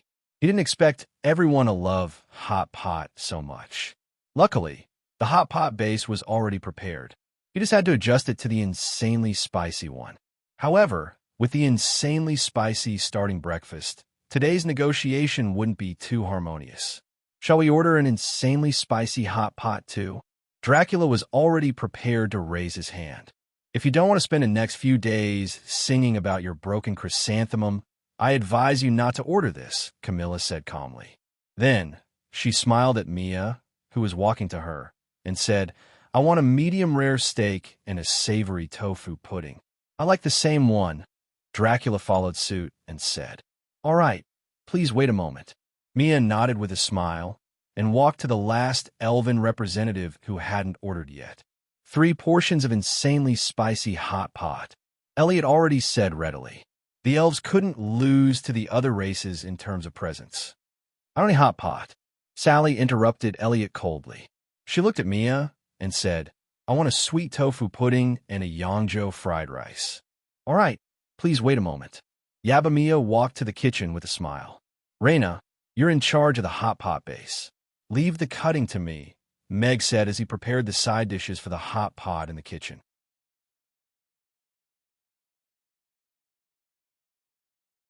Chapter 1757. Meg knew that Vanessa was a lady who could take spicy food very well. However, he didn't know if the various representatives who had been led astray by her to order the insanely spicy food could really take the ravages of the insanely spicy food. Give me a moment. Let me confirm the taste. Reina quickly finished mixing the soup base for the hot pot. Mia and Gina were about to serve the dishes when Meg stopped them. The tins of insanely spicy soup pots emitted a pungent, spicy smell that made one want to cry. Is it really okay to eat this so early in the morning? Mia asked worriedly. Very few people ordered the insanely spicy soup pots. Normal people couldn't take the spiciness at all. It has to be okay, even if it can't. The various representatives here are mostly ninth tier and above. If they can't even finish something that a little girl can eat, it would be too embarrassing, Meg said with a smile as he sprinkled the insanely spicy powder buns into the soup pots. Do you still want it to be spicy? Raina was a little surprised. She had strictly mixed the insanely spicy soup pots according to the ratio, but Meg was adding several times the insanely spicy now. Yes, we have to add a little more spiciness according to the customer's characteristics so that it would suit their taste better. Meg nodded with a smile. He kept the insanely spicy and pointed to the first 10 soup pots and Mia. These soup pots are for the Roth Empire's representative team, the Havoc Demons representative team, the August Tribes representative team, and the Elves representative team. Serve them one by one. All right, Mia nodded and walked out of the kitchen with 2 soup pots. What a pungent smell. The various representatives, who were in an awkward silence after ordering, immediately smelled that pungent, spicy smell. They couldn't help but look at Yabamiya. The Goblin representative, who was closest to the kitchen door, sneezed 3 times in a row. He looked at the single hot pot placed in front of him in a daze. The red chili almost covered the entire pot, and the pungent, spicy smell was coming from the pot. Tears were already glistening in his eyes, and then flowed down his cheeks uncontrollably. Is this the spicy taste? Isn't this too spicy? The 2 Goblin representatives tilted their heads slightly and wiped away the tears on their faces without batting an eyelid. However, under the steaming of the spicy smell, they could not control their tears for a while. As the spiciness spread, the various representatives could no longer sit still. This spiciness had clearly exceeded their expectations. Just smelling it made their throats dry and itchy. TSK, their tastes are really heavy. Connie, who had ordered soy milk, fried dough sticks, and kebabs, clicked her tongue. Even she didn't dare to try the insanely spicy food, but these people were fighting over it. It's a pity that we don't have Buddha jumps over the wall, Lex said regretfully. He ordered a plate of fried rice and 10,000 yuan of soy milk. Dracula gloated as he looked at the solemn expressions on everyone's faces. He smiled and said to Camilla, "Seems like you're quite familiar with this restaurant." "I come here to eat occasionally," Camilla said calmly as she sipped a mouthful of red wine. The insanely spicy hot pot was served to the table like flowing water. Each person had a small pot, and the soup started to boil as soon as it was served. The strong and stimulating spiciness spread along with the steam. It was as though they had entered an insanely spicy sauna. That sour and refreshing feeling was simply indescribable. This hot pot doesn't seem to be the case. Elliot was also a little uneasy now. As a man who had 3 times the amount of the insanely spicy hot pot, just smelling that pungent spiciness made his face and ears turn red. His eyes were red, and he wanted to stay away from that hot pot. We've fallen into a trap this time. Lewis and Jinx exchanged glances and saw despair in each other's eyes. Speaking of which, they were the ones who led the various representatives into this trap. If they hadn't ordered the insanely spicy hot pot, the others wouldn't have followed suit. We ordered the insanely spicy ourselves. We have to eat it even if we have tears in our eyes. Jinx said softly, "You don't have to tell me that." Lewis rolled his eyes. He was ready to die. "Isn't it just a little spicy? This is the taste." "Perfect," Vanessa said with satisfaction as she took a deep sniff of the pot. She could finally eat the hot pot that she had been longing for. "Is this soup?" Josh looked at the insanely spicy hot pot in front of him with furrowed brows. As a man who had been ravaged by the insanely spicy grilled fish, he knew very well what this spiciness meant. That was the downfall of the chrysanthemum. It was an indescribable pain. It was a deep roar in the middle of the night. However, he was representing the Roth Empire now. He had to show enough courage and not weaken the Empire's dignity. Isn't it just a pot of soup? I'll drink it first." "Orly here." Oster scooped a bowl of soup into his bowl and gulped it down. Everyone quieted down instantly. The various representatives all looked at Oster with shock in their eyes. Do you want to follow? There were also people who were looking at the hot pot in front of them, deep in thought. Oh my God! Yabamiya covered her mouth. This was her first time seeing someone drink the insanely spicy hot pot soup. This is 10 times the insanely spicy. Reina also swallowed her saliva. 10 times the insanely spicy. 10 times the joy. Meg shrugged. As a 10th-tier powerhouse who had been famous for a long time, the #1 iron-blooded man among the orcs, and the man who was said to be able to fight a giant dragon barehanded, Oster had a crazy amount of confidence in himself. How could a man who could eat a cow be frightened by a small sip of soup? It was time to show off the orc's muscles and let others know how powerful he was. In the next second, Oster held his throat and slid down from his chair. He half knelt on the ground with a red face. Roar! Oster punched the ground, and the entire restaurant shook. His face was as red as a piece of metal that had just been taken out from a charcoal furnace. Beads of sweat rolled down his face, and tears flowed from the corners of his eyes uncontrollably. He choked with sobs as he said, "Spicy. It's so spicy." The various representatives stared at this scene with their mouths agape. This was Oster, the #1 powerhouse among the orcs. He actually cried because of the spiciness? Is it time to arrange the headlines of the Orcs Daily tomorrow? Shocking. The #1 powerhouse among the orcs kneels down and cries.